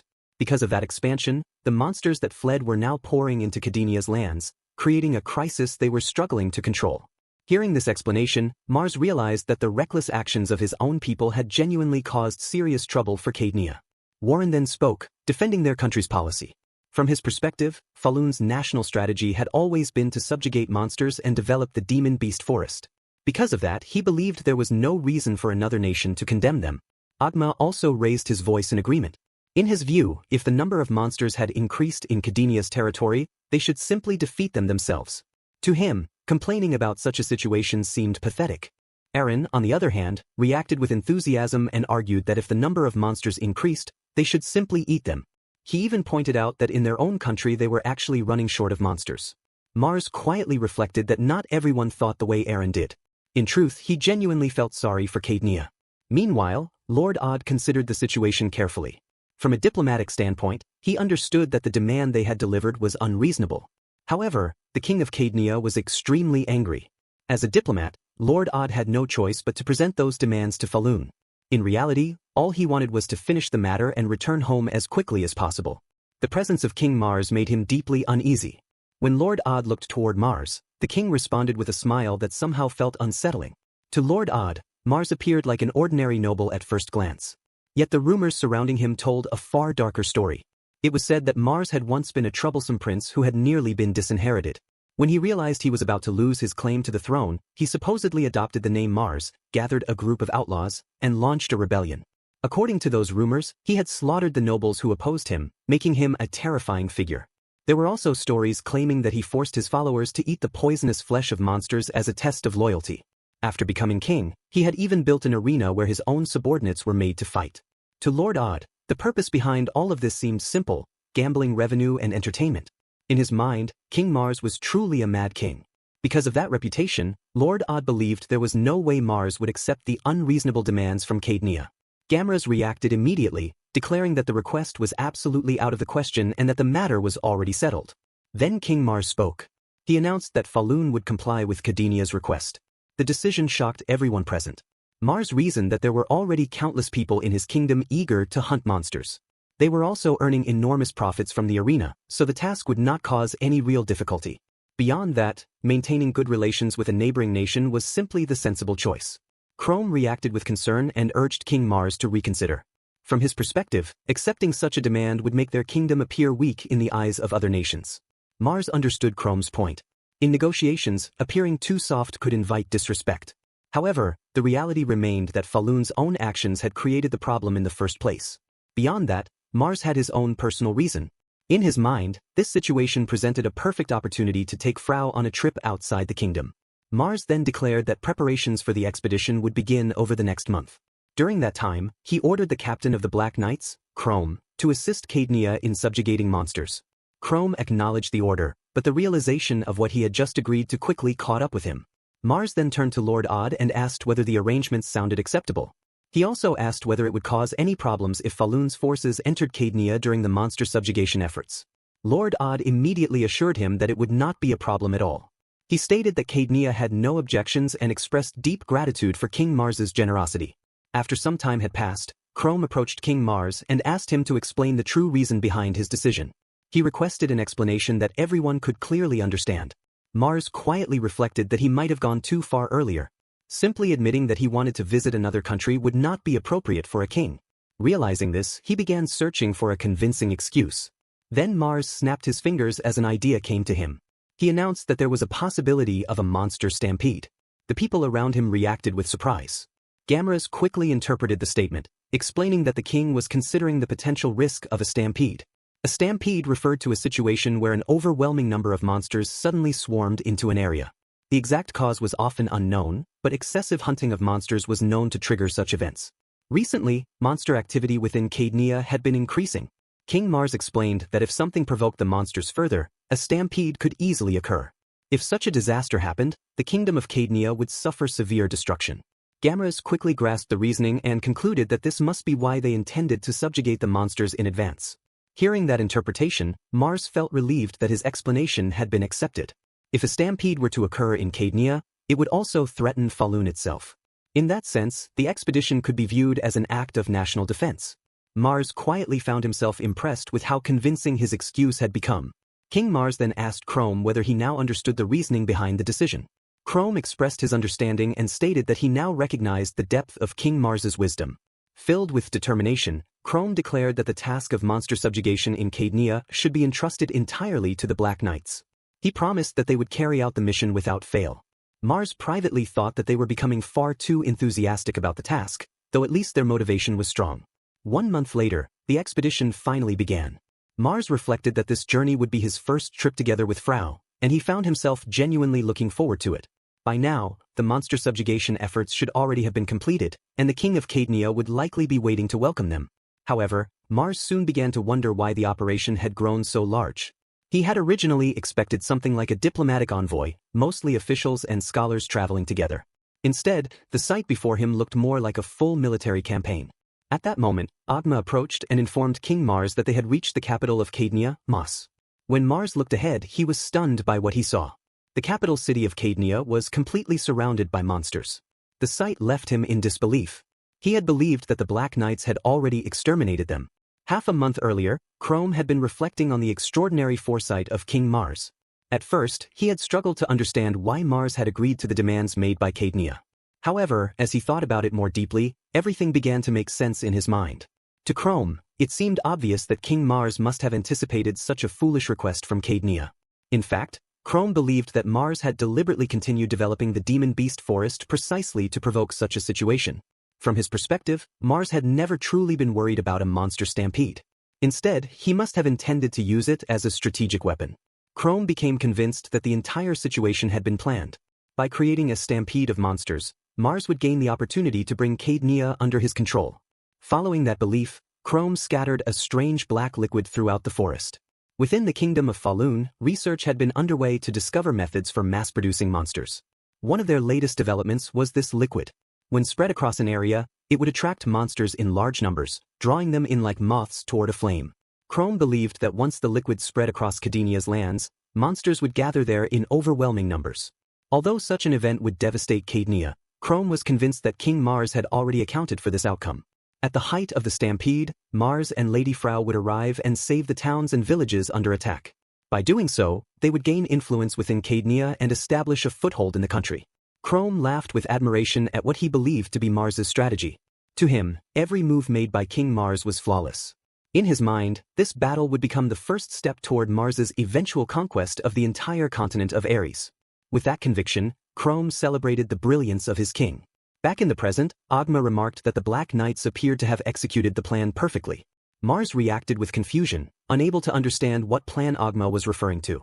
Agma seemed equally confused by Mars's reaction. Mars continued questioning what Agma meant, insisting that the obvious course of action was simply to help Cadia. Without hesitation, Mars issued an order. Every single monster surrounding the capital was to be exterminated. Mars wondered why monsters were attacking the royal capital of Mos. Chrome and his men were supposed to have already dealt with them. Regardless of the reason, there was only one thing that could be done now. Every last monster had to be wiped out. Even so, Mars noticed that there were still far too many of them. At the same time, he could not afford to be late for his meeting with the king of Cadia. Nearby, Frau began reciting an incantation. Her spell called upon darkness beyond crimson, returning everything to the void. Black flames born from the depths of the underworld erupted outward. Mars observed the spell and thought that its power was extraordinary. He then ordered the Black Knights to take care of the monsters. However, he could not help wondering why the situation had grown so severe that even the capital itself was under attack. Soon after, someone approached him and expressed gratitude for his assistance. The man introduced himself as George, the captain of the knights responsible for guarding Moss. Mars considered the moment fortunate and immediately requested that Captain George arrange an audience with the king of Cadia. At the same time, Mars quietly wondered how he was supposed to explain this disaster to the king. Captain George then delivered troubling news. He regretted to inform Mars that the king of Cadia was not present. Mars reacted with surprise. George explained that after receiving reports of the approaching monster horde, the king had fled Moss together with the royal guard. Hearing this, Mars felt a sense of relief. At least he would not need to apologize directly to the king. In his mind, he thought that if the monsters were eliminated quickly, perhaps the king would overlook the situation when he eventually returned. Mars then asked whether monsters were also attacking other cities throughout Cadia. Captain George confirmed that they were. Unfortunately, their forces did not have the strength necessary to contain the attacks. Mars immediately realized how serious the situation was. If the damage continued to spread, the compensation money they had promised would never be enough. He then stated that he understood the situation and declared that his forces would handle it. Captain George reacted with confusion, insisting that the kingdom of Falun should not go that far for their sake. From his perspective, Cadia still had its pride to consider. Mars responded sharply, questioning whether they truly intended to sacrifice their own people simply to protect their pride. Hearing that, Captain George acknowledged that Mars's words were correct. Nearby, Agma called out to King Mars to report that the monsters outside the castle had already been cleared. Most of the monsters that had managed to enter the city had also been dealt with. Captain George struggled to believe what he was hearing. To him, defeating that many monsters in such a short time sounded impossible. King Mars acknowledged their efforts and praised them for their work. At the same time, Mars quietly reflected that these were the kind of people who could drive monsters to extinction without a moment's hesitation. Soon after, the members of 100 began moving out to confront the monsters invading the rest of Cadia. They intended to hunt them down completely and would not allow a single one to escape. Everything was done for the sake of their king. Not long before Mars and his forces arrived in Moss, the king of Cadia had been struggling to understand how the situation had deteriorated so badly. Monsters had begun surrounding his entire nation, and to him it felt as if the kingdom was on the brink of collapse. He had originally intended to send a formal complaint to Falun and demand that they eliminate the monsters threatening Cadia. Frustration filled his thoughts as he questioned what the soldiers of Falun were actually doing. They had claimed they would reduce the monster population. The coachman accompanying him confirmed that the Black Knights had supposedly gone to subjugate the beasts in the Demon Beast Forest. The king began to suspect something darker. Perhaps the Black Knights had set everything up deliberately. An even more troubling thought followed. What if the entire situation had been part of a scheme created by the kingdom of Falun from the very beginning? Those suspicions unsettled him deeply. Then a scream echoed from outside. The king stepped out of his carriage to see what had happened, only to be confronted by a horrifying sight. His men had been slaughtered. Confused and alarmed, he struggled to understand what was happening. At that moment, Chrome appeared before him. Chrome greeted the king politely and introduced himself along with his position. The king reacted with shock upon hearing that he was from the Black Knights. From his perspective, the Black Knights were supposed to be defeating the monsters. He questioned whether they were breaking the promise they had made. Chrome calmly explained that they had not broken their promise. According to him, the Black Knights had already eliminated a large number of monsters. By the time they had arrived, the invading monsters had already been greatly reduced. Still confused, the king asked why his country remained under attack. Chrome then explained one of the dangerous traits of monsters. The scent of slain monsters often attracted stronger predators. If extermination efforts were carried out half-heartedly, the result would simply invite even more monsters into the area. The king of Cadia dismissed the explanation as nonsense. In his experience, there had never been any case where defeating monsters had caused a stampede. Chrome responded by revealing that there was another factor involved. He then produced a potion created by alchemists in their country. Chrome explained that the substance had the ability to attract monsters. When spread across a wide area, it would draw them in, and when mixed with the blood of monsters, the effect would grow dramatically stronger. According to him, the potion had been scattered from the Demon Beast Forest all the way to Moss. The king reacted with shock at the revelation. He repeated the information in disbelief and questioned whether Chrome had truly spread such a potion to lure monsters. The realization quickly followed that Chrome had intentionally triggered the stampede. Chrome did not directly confirm the accusation. Instead, he calmly remarked that actions had indeed been taken that resulted in a stampede. He then became serious and pointed out that none of this would have happened if the king had not invited foreign knights into his country. Hearing that left the king unsettled. The king questioned why Falun had not simply refused the request instead of going to such extremes. Chrome answered that every foolish decision the king had made had already been anticipated as part of King Mars's plan. With that, Chrome moved to finish the situation. He threw the potion directly onto the king's face. The king demanded to know what Chrome intended to do. Chrome explained that the potion would still work even without monster blood. Realizing his fate, the king of Cadia panicked. He desperately offered Chrome rewards in exchange for his loyalty, promising land, titles, and anything else he desired if he would side with Cadia. He pleaded for his life. Chrome responded by thrusting his sword into the king's body. He explained that in their country, there were no knights who would betray their king for land or money. Soon after, monsters were drawn to the area. They approached the king's body and began devouring it. In the end, the king of Cadia was mauled by monsters as he tried to flee. 3 days later, the people of Cadia expressed their gratitude toward Mars. They celebrated the fact that Moss had been saved and began calling him the savior of Cadia. Mars quietly reflected on the situation. The monsters had been defeated and peace had returned to the country without too much difficulty. That part of the outcome was acceptable. However, another problem had appeared. The king of Cadia was dead.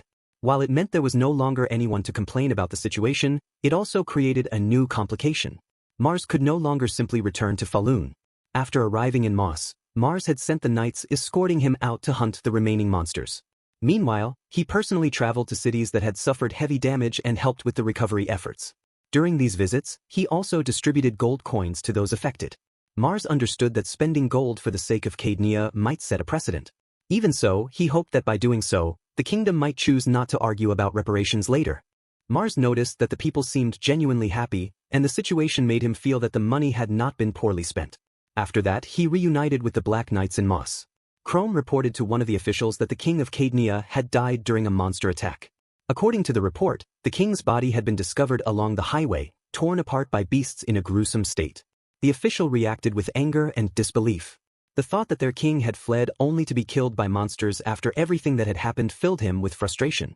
To him, the situation felt utterly pathetic. Amid the chaos, many citizens of Cadia began declaring that they could no longer remain in a country like this. Some even expressed their intention to pledge loyalty to the kingdom of Falun. Mars was stunned by the development. The people continued thanking him for saving them and for the gold he had distributed during the recovery efforts. Soon afterward, Captain George approached King Mars and requested a moment of his time. He explained that the Princess of Cadia wished to meet him. According to George, Princess Rubis of Cadia had remained inside the castle throughout the crisis and had never fled. Captain George conveyed the princess's message exactly as she had given it. She had been deeply moved by the stories of King Mars saving the people of Cadia and expressed a strong desire to meet him personally. King Mars agreed to meet her. However, Captain George added another request from the princess. She wished for the meeting to remain strictly confidential and preferred it to take the form of a private dinner attended only by Mars himself. Mars indicated that he had no objections. Then he hesitated for a moment. Even if the meeting was kept secret from others, he knew that Frau would likely hear everything through the contract mark connecting them. Meanwhile, Princess Rubis quietly wondered what would become of Cadia from that point forward. The royal family of Cadia had lost nearly all credibility. Their king had died in disgrace, and in the aftermath the people began praising Mars, a king from another nation.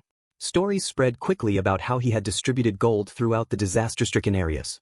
Naturally, such generosity won the hearts of the people. As for the source of that gold, it was widely believed that it came from the reparations that the princess's own father had demanded from Falun.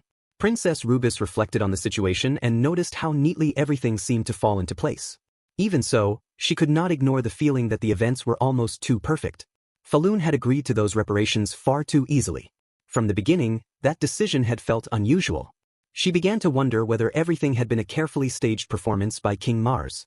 Perhaps he had turned Cadia's demands against them and then triggered the monster stampede himself, using the chaos as a pretext to invade. In her thoughts, King Mars appeared as a cold and calculating figure. Even if she were to shout that the entire situation had been Falun's plan, she realized that there was no concrete proof. Without evidence, her accusation would only sound like a desperate excuse from a disgraced royal family.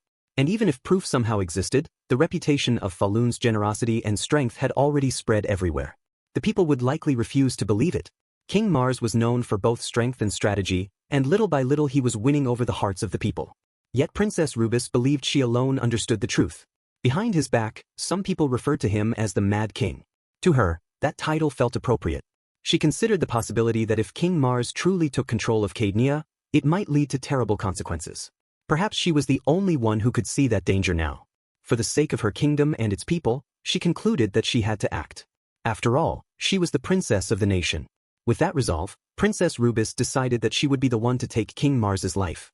Meanwhile, inside the castle of Cadia, a raised voice questioned the idea of assassinating King Mars. Lady Rubis confirmed that the plan was indeed to eliminate him. In her view, the monster stampede had most likely been deliberate, part of a plot by King Mars to annex Cadia into Falun's territory. Lady Rubis explained that the hearts of the people were already beginning to lean toward Mars. Much of southern Cadia had effectively fallen under Falun's influence. If they wished to save their country, she believed that King Mars had to be defeated. Captain George questioned how such a thing could possibly be accomplished. From his perspective, there was no one in their nation capable of defeating King Mars in battle. When Mars and the Knights of Hundred entered Moss, they had wiped out monsters that even Cadia's royal army could not overcome. To George, those men were nothing less than an army of living legends. Lady Rubis insisted that there was still one possible method. They would poison King Mars. Captain George reacted with shock upon hearing the proposal. He pointed out that Mars's wife, Lady Frau, was an extremely powerful magician. If she were present, she might easily detect poison through magic. Lady Rubis responded that the poisoning would take place while Mars was alone. A private meal would be arranged, attended only by herself and King Mars. She then asked whether Captain George would assist her with the plan. In her thoughts, Lady Rubis understood that the situation had to be handled carefully. If retaliation followed, it could devastate Cadia. The responsibility had to fall entirely on her alone. She was prepared to settle the matter even if it meant sacrificing her own life. Later, during the arranged dinner, Mars reacted with clear enjoyment at the food placed before him. He recognized it as traditional Cadian court cuisine and felt grateful for the hospitality he had been shown. To Lady Rubis's surprise, King Mars had actually arrived alone. She could hardly believe that he had come without any protection. A small sense of guilt appeared in her mind, yet the situation also worked in her favor. In her thoughts, she reviewed the plan carefully. Every dish on the table had been laced with poison. The intention was to ensure that she could respond even if Mars asked to exchange plates. Once Mars consumed enough of the food, the poison would begin taking effect. She imagined him collapsing in agony, coughing blood as the poison destroyed him. Lady Rubis realized that she had never carried out such a plot before, and the tension began to make her nervous. Meanwhile, Mars quietly noticed how tense she appeared. To him, she seemed very young, and in a way he even found her somewhat endearing. Eventually, Mars began speaking, pointing out that Lady Rubis had been the one who requested the meeting. He wondered what exactly she wished to discuss.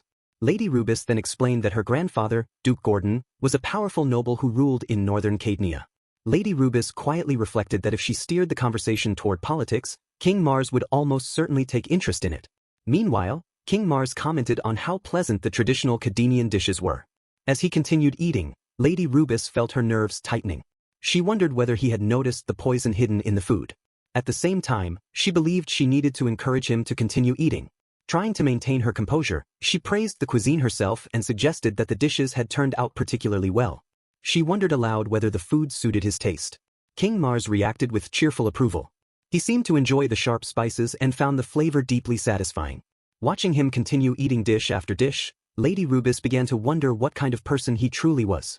Despite the poison, he appeared completely content as he devoured the meal. Quietly, she leaned toward Captain George and whispered her confusion about the situation. George answered in a low voice that the food served to King Mars had definitely been poisoned as planned. In her thoughts, Lady Rubis began to feel that King Mars was almost inhuman. The antidote she had taken herself was not perfect either. If she kept consuming poisoned food alongside him, she might soon place herself in serious danger. While she worried about the poison, Mars had his own thoughts. After the dinner, he would still need to deal with the political situation in Cadia, and an idea had begun forming in his mind. He then asked Lady Rubis about her age. She answered that she was 14. Mars noted that he had expected that. His younger brother was also 14, and when he first saw Rubis, he felt they appeared to be about the same age. In his mind, Mars began considering a simple solution. Perhaps he could entrust the leadership of Cadia to his younger brother Nickel. Since Nickel and Rubis were the same age, the two of them might manage the situation together without much trouble. Hearing his words, Lady Rubis felt confused. The thought crossed her mind that perhaps this was a proposal of marriage. She wondered whether King Mars was attempting to arrange a political union. Her suspicion quickly deepened. If she were married to Mars's younger brother, it would allow Falun to annex Cadia smoothly. The idea horrified her. She began to feel as though King Mars had already seen through their entire plan and that they had been moving exactly as he wished. When Mars asked what she thought of the idea, He added that Nickel was skilled with political matters and that he was certain Nickel and Rubis would get along well. Lady Rubis realized that she needed to decline carefully while maintaining proper royal decorum. However, the poison was already beginning to affect her. Her head felt increasingly light and unfocused. In her thoughts, she understood that the meeting had to end soon. She needed to obtain the antidote as quickly as possible. Lady Rubis finally responded to King Mars's suggestion by indicating that she would consider it positively. King Mars appeared pleased with the response. Soon after, Lady Rubis excused herself and left the table. Mars looked somewhat puzzled as she departed, noticing that there was still food remaining. In that way, the meeting came to an end without any visible conflict. Immediately afterward, King Mars contacted Gamaras in Falun through magic. He informed Gamaras that he intended to place Nickel in charge of Cadia. The news surprised Gamaras, though he acknowledged the instruction. As he reflected on the meaning of the decision, Gamaras concluded that Mars must be implying that Nickel should marry the princess of Cadia and eventually rule the country as its king. In Gamaras's thoughts, Nickel was both Mars's half-brother and his own grandson. When Mars first took the throne, Gamaras had once believed Nickel would be eliminated. In fact, Nickel had even been involved in the earlier assassination plot against Mars. Yet Mars had spared his life. To Gamaras, that act now seemed far more deliberate. It felt as if Mars had preserved Nickel not out of simple mercy but in preparation for a future role. The realization filled Gamaras with admiration. He believed he was witnessing the depth of Mars's foresight.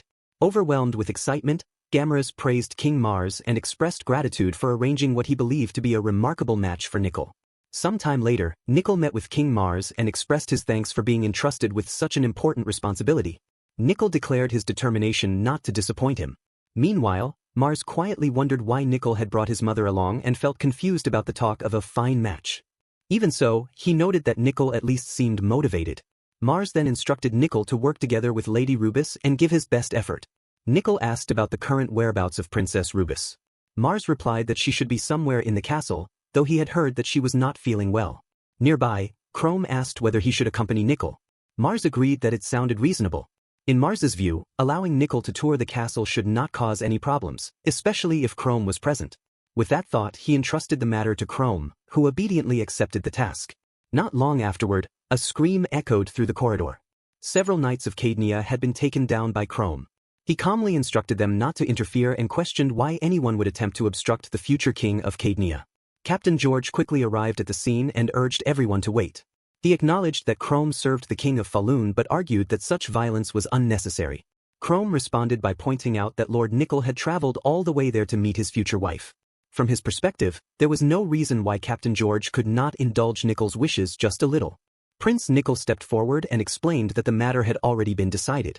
According to him, the arrangement had been settled between his grandfather, Gamaras, and the princess's grandfather, Duke Gordon.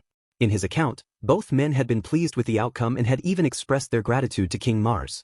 Captain George found the claim absurd and insisted that Duke Gordon would never agree to such a thing. Nickel responded calmly, explaining that Rubis would become the queen of Cadia and suggesting that such an outcome was not necessarily unfavorable. He then turned his attention toward George and hinted that exposing the princess's actions toward his brother would not end well. Frustration began to appear on George's face. George demanded to know what Nickel was implying. Nickel explained that such situations occurred in every country. In his view, people always attempted to assassinate his brother, though he personally found such efforts foolish. With a confident smile, Nickel expressed the belief that a true king could not be brought down by ordinary people. Chrome supported Nickel's stance and pressed George to make a decision. From Chrome's perspective, George could either continue resisting or step aside, and the outcome would make little difference. Realizing that there was nothing left he could do, George finally gave in. At that moment, Lady Rubis emerged from her room and assured George that the situation was now under control. She then invited Nickel to enter her room for a private conversation. Nickel accepted the invitation. Once inside, Lady Rubis asked Nickel what exactly Falun wanted from Cadia. Nickel answered that they wanted nothing from the country itself. Their goal, as he described it, was simply to build a better Cadia together. Rubis responded by stating that Cadia had already been a good country before Falun's involvement. Nickel found the claim interesting and questioned whether that had truly been the case. In his reasoning, if the country had truly been good, its people would not have turned toward King Mars so easily. If the kingdom had been governed well, there would have been no reason for a foreign power to intervene in the first place. Nickel then reflected on the purpose of a nation and suggested that it existed for its people. Rubis agreed with that principle. Nickel argued that if the well-being of the people was the priority, then Cadia had even more reason to stand alongside Falun. In his view, no ruler cared for the people as much as his brother. Rubis reacted with anger and rejected the idea entirely. She pointed out that even children had heard the rumors about Falun's Mad King. According to those stories, wherever Mars went, bloodshed and death followed. He had seized power alongside bandits, slaughtered the nobility, consumed the poisonous flesh of monsters, and built an arena purely for his own amusement. In her mind, before discussing whether Mars deserved the title of king, it was necessary to question whether he could even be considered a decent person. Nickel acknowledged that many of those claims could not be completely denied. However, he also pointed out that his brother had never harmed ordinary civilians. Instead, he had removed nobles who neglected their people and hunted monsters that threatened villages and towns. Because of those actions, Mars had gained overwhelming support from the citizens of Falun and was now gaining the support of the people of Cadia as well. Nickel continued explaining that after the nobility had been removed in Falun, the system of intermediaries who skimmed taxes had disappeared as well. As a result, the nation's income increased while the burden placed on ordinary people decreased. In Nickel's view, no one in their country spoke poorly of King Mars anymore. Hearing this, Rubis found it difficult to believe. Gradually, her mood changed. The anger she had carried earlier faded, replaced by a quiet calm. In her thoughts, it felt as though everything she had once believed about Mars and Falun had shattered in an instant. Nickel then suggested that she visit Falun someday and see the reality with her own eyes. At the same time, he expressed his satisfaction that the person who would become his bride was both intelligent and charming. Some time later, Nickel and Rubis were married in a grand ceremony. The event also marked the official incorporation of Cadia under the authority of Falun. Mars felt pleased that relations with Cadia had improved. Even so, he could not help wondering how the two of them had ended up getting married in the first place. Elsewhere, inside another castle, King Dorson received a humble request asking for his assistance in reclaiming the kingdom of Cadia. As he listened, King Dorson quietly regarded the royal petitioners with contempt. In his thoughts, he considered them pathetic. If they and their late king had possessed even a trace of competence, Falun would never have managed to seize their kingdom in the first place. His mind turned toward the figure known as the Mad King Mars. Ever since Mars had taken the throne, Falun had transformed into something entirely different. To Dorson, Falun had once been a weak and unremarkable kingdom. Yet it had used the monster stampede as a convenient excuse to swallow Cadia almost overnight. Although Falun was still too small to pose a serious threat, its growing ambition had become impossible to ignore. In Dorson's view, King Mars was nothing more than an arrogant upstart who had become far too bold. Outwardly, however, King Dorson expressed understanding toward the royal visitors. He stated that he could not overlook Falun's aggression. The displaced royals responded with gratitude. Privately, Dorson was already forming his own plans. The two royals before him would serve as puppet kings. Once Cadia was reclaimed, they would act as his eyes and ears within the kingdom. As a first step, he intended to send a diplomatic demand requesting the return of the throne. If Falun surrendered the territory peacefully, the situation would resolve itself easily. Yet Dorson doubted that Falun would yield so simply. In his mind, the matter would almost certainly lead to war. If victory came, he would rule from behind the scenes while allowing the supposed rightful heirs to stand at the front. What happened to the kingdom afterward meant little to him. His true objective was simple: to crush Falun's rising power before it spread further. Elsewhere, King Mars received troubling news. A request had arrived demanding that the throne of Cadia be returned to its former crown prince. Mars questioned whether the letter truly came from King Dorson. Gamras confirmed that there was no doubt about its origin. At the same time, a second letter had arrived. This one was from Nickel. The message suggested that a war with Dorson was highly likely and requested the deployment of Falun's strongest forces. Mars found himself stunned by the situation. In his mind, Nickel had always seemed like a quiet and scholarly person. When Mars placed Cadia under Nickel's authority, he had expected the arrangement to remain peaceful. In truth, Mars had never cared much about keeping Cadia in the first place. The territory was troublesome, and it had never originally belonged to Falun anyway. However, Nickel had married the princess and become king. Mars tried to remember how the situation had unfolded so quickly.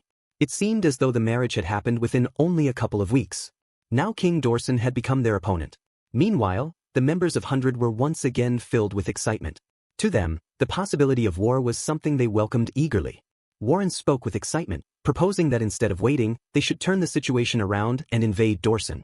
In his view, Cadia must already be trembling under Dorson's threat, and he wanted the Red Knights to take the lead in the attack. Hearing this, King Mars felt confused. Mars turned to Gamras and asked whether he opposed the idea of war.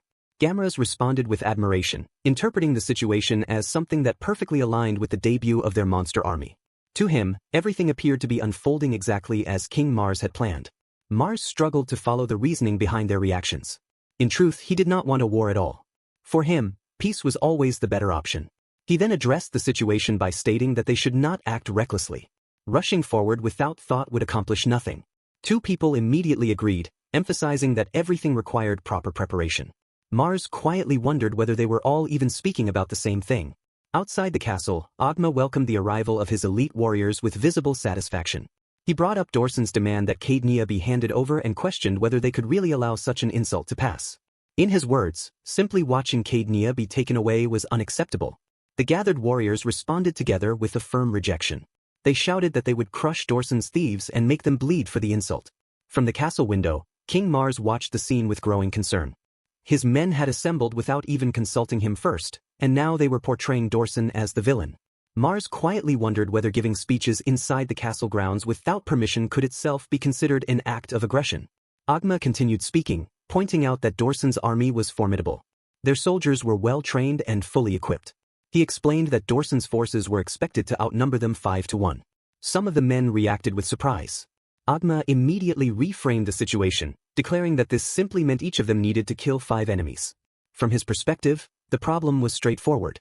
Watching from above, Mars could hardly believe the reasoning. To him, it seemed as though Agma was treating war like a simple arithmetic problem. Agma then challenged the members of the 100, questioning whether any of them were incapable of handling 5 opponents.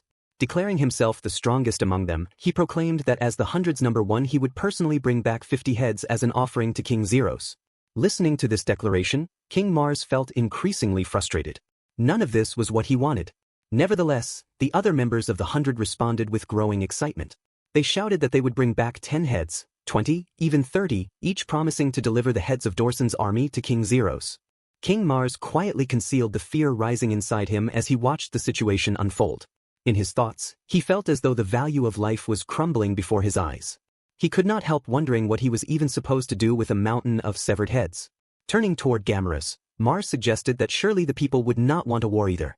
Gamaras calmly explained that the opposite seemed to be true and that the people were fully supportive.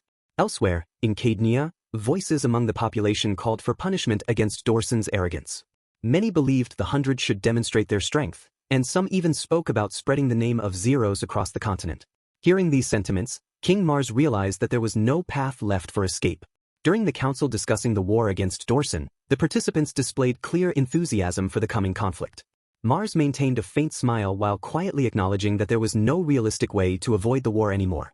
Accepting the situation, he finally declared that they would proceed with the war. Sometime later, Mars went to inspect the monster mass production project. The program operated under the supervision of a mage serving directly under Frau. Until now, Mars had largely ignored it, but with war approaching he felt it was necessary to see it himself. A mage approached and introduced herself as Keely, a researcher who served under Lady Frau and specialized in the study of monsters. Mars mentioned that he had heard she came from the mage nation of Kiel and asked why she had come to Falun. Keely explained that while Kiel was devoted to magic, it had what she considered a fatal flaw. In her view, the nation refused to recognize the true value of monster research. She regarded small sacrifices and collateral damage as a natural part of progress, yet the authorities in Kiel had exiled her because of what she described as a minor mishap. Mars responded with a quiet smile while drawing his own conclusion. In his mind, it was obvious that Keely had created some kind of unstable monster, which had gone berserk and caused several deaths. The realization made him see Keely as a walking liability. Mars then glanced toward Frau standing beside him. She simply waved at him. Despite his concerns, Mars decided that he might as well listen further. He asked Keely about the current state of the monster project. Keely answered with enthusiasm, saying that everything was progressing well. Creating such a creature had always been her dream. In Kiel, that dream had been forbidden, but in Falun she was free to pursue it without restriction, so she had devoted herself entirely to the work. Mars listened while thinking privately that Keely's dream involved building a monster army. It made perfect sense to him that Kiel had expelled her. At the same time, he reflected that he had never actually told her to do whatever she pleased. Still, considering that monsters were already being used for war, food, and entertainment in Falun, the situation seemed to fit the reputation people had begun attaching to him as the king of Falun. Keely then mentioned the rumors she had heard about King Zeros. According to those stories, he had taken the throne with a band of outlaws, crushed anyone who resisted him, and now ruled without restraint or moral limitation. Hearing this, Mars felt genuine disbelief. In his mind, he had not realized that his reputation had deteriorated to such an extent. King Mars reflected that the rumors about him made him sound like a complete villain. Keely, however, did not see it that way. In her view, he had become something of a legend within the mage community. She had even heard stories claiming that King Mars allowed human experimentation for the sake of magical advancement. In that world, the principle of placing magic before life had earned him admiration. Because of this reputation, Falun had gradually become a refuge for brilliant mages who had been exiled from other nations for their controversial research. Mars listened while thinking quietly that those people had been expelled for unethical experiments. He wondered why they were now gathering in Falun. At the same time, he noted privately that the human experiments were actually something Frau conducted, not him. Keely continued by explaining that their progress with monster farming was also advancing. Even the nearly extinct killer rabbits had quickly recovered once they were protected from the members of the 100. According to Keely, monsters had begun fleeing at the sight of humans, which she considered an astonishing development. Mars then asked about the monster army itself, and Keely pointed toward its location. When Mars looked in that direction, he was stunned by what he saw. There were 10 enormous creatures standing there. Keely explained that they had been fed monster meat. Monsters naturally preyed on each other, but feeding them rare, high-grade meat had accelerated their growth dramatically. The remains from the earlier monster stampede had proven especially useful, and she had enhanced the process further with special potions that greatly boosted their abilities. Mars noted that there were only about 100 of them and wondered if that number was too small for a war. Keely explained that these were only the core units. The trained ones had already been released into the demon beast forest, roaming freely. The alpha beast expanded its territory every day, while its war wolf pack reproduced naturally. She even described them as surprisingly kind and cute. Keely also mentioned that the alpha still obeyed only King Zeros. Hearing this left Mars bewildered. He could not understand why a war wolf would obey him. Keely reminded him of something that had happened about a year earlier. At that time, Mars had brought back a war wolf that was trembling in fear and deeply scarred. She asked whether he had beaten the creature nearly to death back then. Mars remained silent while thinking that he might indeed have done so. Keely explained that the beast now viewed him as the apex predator. According to her, simply threatening to call Lord Zeros was enough to make it obey immediately. From her perspective, the domestication process had gone surprisingly smoothly. She added that the creature Mars had brought back was a high-tier alpha. Because of that, they now had roughly 1,300 werewolves under control, meaning the army was already more than prepared. Mars quietly considered everything he had heard. Something about the situation still felt slightly off to him. Even so, the preparations meant they were ready to face Dorson's army. It would be Falun's first full-scale war under his rule. The battle was approaching quickly, and in truth, King Mars did not want any part of it. On the Bicks Plains in northern Cadia, the invading army of Dorson advanced while the combined forces of Falun and Cadia moved to confront them. The clash that would later be remembered as the Battle of Bicks began at that moment. High above the battlefield, the mages of Dorson released their magic into the sky. Their spells collided with the magic cast by Falun's mages, filling the air with clashing bursts of power. One of the Dorson mages reported to General Kinbry that Falun's magical strength was greater than expected and questioned whether they should return fire with full force. General Kinbry remained calm and dismissed the concern. In his view, Falun had perhaps only 2,000 soldiers, while Dorson commanded 10,000. Their army held a clear advantage of 5-1. Kinbry reflected on the situation with confidence. His troops had been trained specifically for tactics that relied on overwhelming numbers, and they were prepared for this kind of battle. Even so, one concern remained in his mind. The current queen of Falun, Frau, known as the Thunder Empress, had been a prodigy since childhood. That gifted mage possessed the ability to unleash a single strike powerful enough to change the entire course of the battlefield. To counter that threat, Dorson's mage corps would maintain their magical barriers without pause. Their plan was to exhaust the Falun mages by forcing them to continually spend mana. Once Falun's magic was drained, Dorson's superior numbers would overwhelm them. Yet there was another concern that Kinbry could not ignore. King Zeros of Falun. He had taken the throne through force, and within Falun's arena he was said to be unmatched. During the monster stampede in Cadia, his name had spread rapidly across the land. Kinbry considered the possibility that the blood of an ancient hero ran strongly in King Zeros. A hero blessed by the gods could wield power beyond the limits of ordinary humans. Even so, Dorson possessed its own hidden advantages. Nearby, a soldier reported that Falun's magical barrage had suddenly ceased. According to the report, the moment had come to deploy the knights.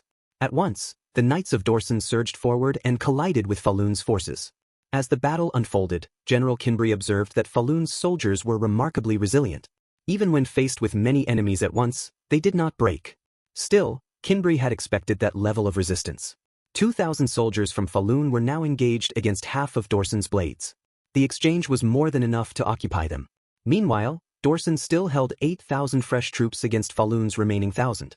No matter how strong each Falun soldier might be individually, Kinbri believed they could not overcome such a difference in numbers. In the end, war was decided by numbers. Victory, in his mind, was already his. From his position overlooking the battlefield, King Zeros observed the fighting. He could clearly see how disciplined Dorson soldiers were. Their formations were precise, and they constantly forced their opponents into 2-against-1 or even 3-against-1 engagements. Agma approached King Zeros and reported that the lower ranks were nearing their limit against the Dorson forces. Zeros reflected quietly with appreciation for Agma and the others who had been holding the line. Even the lower-ranked members of the 100, those outside the top 10, were now experiencing their first real battlefield. If the highest-ranked fighters had unleashed their full strength from the beginning, the lower ranks would never have had the chance to fight. Zeros understood that fighting monsters was not the same as fighting people. The same difference existed between arena duels and actual warfare. No one could know when the next war would come, so it was better for the soldiers to become familiar with group combat now. Because of that, Red Knight Commander Warren, Black Knight Commander Chrome, and even Frau herself had been asked to restrain their attacks. The second unit had been given the opportunity to fight through the difficult battle. Zeros quietly hoped that Dorson's army would grow tired and retreat, since excessive damage would only create lasting grudges. Agma then asked whether it was time to deploy the upper ranks. Zeros agreed and instructed him to replace the fighters gradually. Meanwhile, the Dorson Knights believed they had gained the advantage and began pressing forward, attempting to force Falun's soldiers back. Then suddenly a massive figure appeared behind them. The giant warrior swung his weapon with tremendous force, striking the knights and scattering them through the air. The man was recognized as Wanfu. In battle, Wanfu fought with the strength of 100 men. He had once been a lumberjack known for his raw physical power. His personal motto was simple: never block an attack, always dodge it. Within the 100, Wanfu held the rank of 30th, yet his overwhelming strength made him a terrifying fighter. His weapon was known as the Blood Rod, a gift from King Mars. It had been forged from a massive tree belonging to a rare subspecies. The material was far too difficult to shape and far too heavy for most warriors to wield. But Wanfu had never been concerned with such difficulties. To the Knights of Dorson, the sight of him was shocking. Some even wondered whether he was truly human or some kind of monster. Inside the command tent, a Dorson officer rushed to report that their lines were beginning to fall back. General Kinbri reacted with disbelief. With 5 times the numbers on their side, such a reversal should have been impossible. The course of the battle should not have changed so easily. Kinbri then considered a troubling possibility. Perhaps King Zeros himself had entered the battlefield. A knight reported that several elite fighters from the enemy had joined the battlefield, though King Zeros himself had not appeared. Even so, Falun's forces were overwhelming their squads. The 3-man tactical formations that Dorson relied on were no longer effective, and their soldiers were being crushed. General Kinbri concluded that if Zeros had not personally entered the fight, then the attackers must be high-ranking members of the 100. He considered whether it would be wiser to pull their forces back. In his thoughts, Kinbri recognized how fierce Falun's momentum had become. A retreat at the wrong moment could cause the entire army to collapse. Yet continuing the fight also risked the possibility of their lines breaking completely. He weighed his options carefully, unsure which course would be the right move. At that moment, a voice requested permission to enter the battle. Kinbri acknowledged the 2 warriors who had stepped forward. They were among Dorson's most powerful fighters, reserves meant to face Zeros himself if necessary. They were known as Knights of the 5 Thrones, Mateus and Dond. Mateus expressed his desire to fight, having waited long enough. Kinbri allowed them to proceed but instructed them only to buy time so that the main force could withdraw safely. Elsewhere on the battlefield, Wanfu reflected on his past in Falun's arena, where victory had always eluded him. Now, standing on a real battlefield, he intended to prove his strength. Before Falun's highest ranks arrived, he believed he could crush their enemies. Mateus soon approached and noted Wanfu's enormous size. Wanfu immediately swung the blood rod with tremendous force. To his shock, Mateus dodged the attack with ease. Wanfu demanded to know his opponent's identity. Mateus introduced himself as one of the 5 Thrones.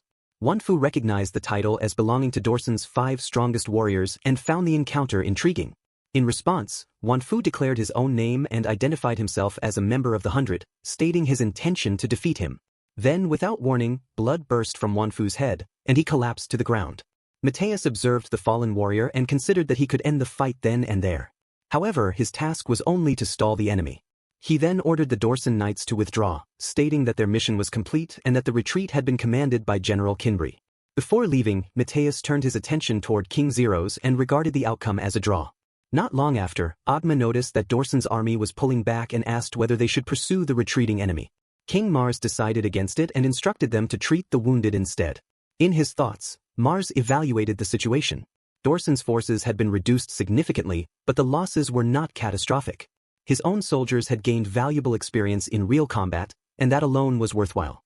For Mars, ending the war without creating deeper grudges was the best possible outcome.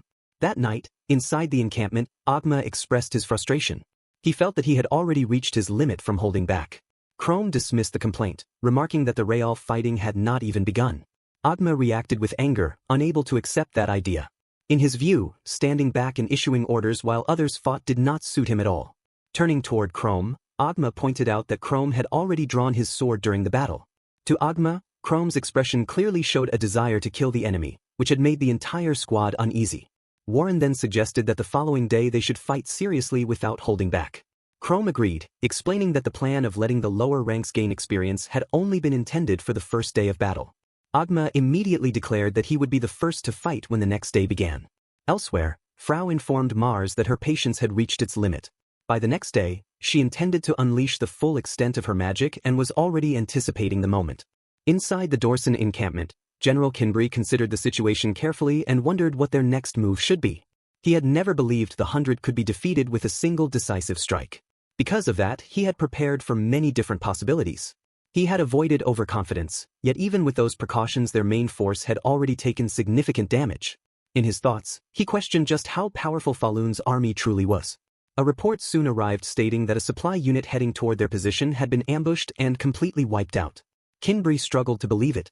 That route passed through lands controlled by Cadian nobles who had allied themselves with Dorson. For a moment he wondered whether those nobles had betrayed them. The knight delivering the report denied that possibility and added that the attackers were not human forces. According to the survivors' accounts, the unit had been overwhelmed by a massive horde of monsters. Kinbry reacted with disbelief and demanded confirmation that the information was reliable. In the southern regions such a horde might have been possible, but in northern Cadia there should not have been a monster swarm of that size.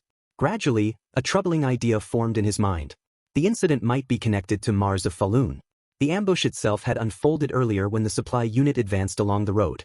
Hidden nearby, Keely commanded a large group of monsters and ordered them to remain still until the target came within range. Once the moment arrived, she gave the command to attack. The horde surged forward immediately.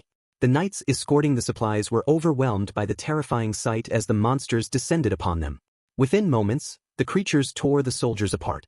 Watching the scene from a distance, Keely calmly observed the carnage. In her mind, she noted that more than 500 monsters were under her control and that their coordination was excellent. To her, the creatures were almost like pets. She allowed them to consume everything and encouraged them to leave nothing behind. Back in the present at Dorson's encampment, one of the officials insisted that such a report was impossible. In his view, no human could control that many monsters. General Kinbry responded that they had to assume the worst possibility. Reflecting on both the earlier stampede and the current ambush, he noticed a disturbing pattern. The monsters always seemed to move in ways that benefited Falun. With the supply units destroyed, Dorson's operations would be severely crippled.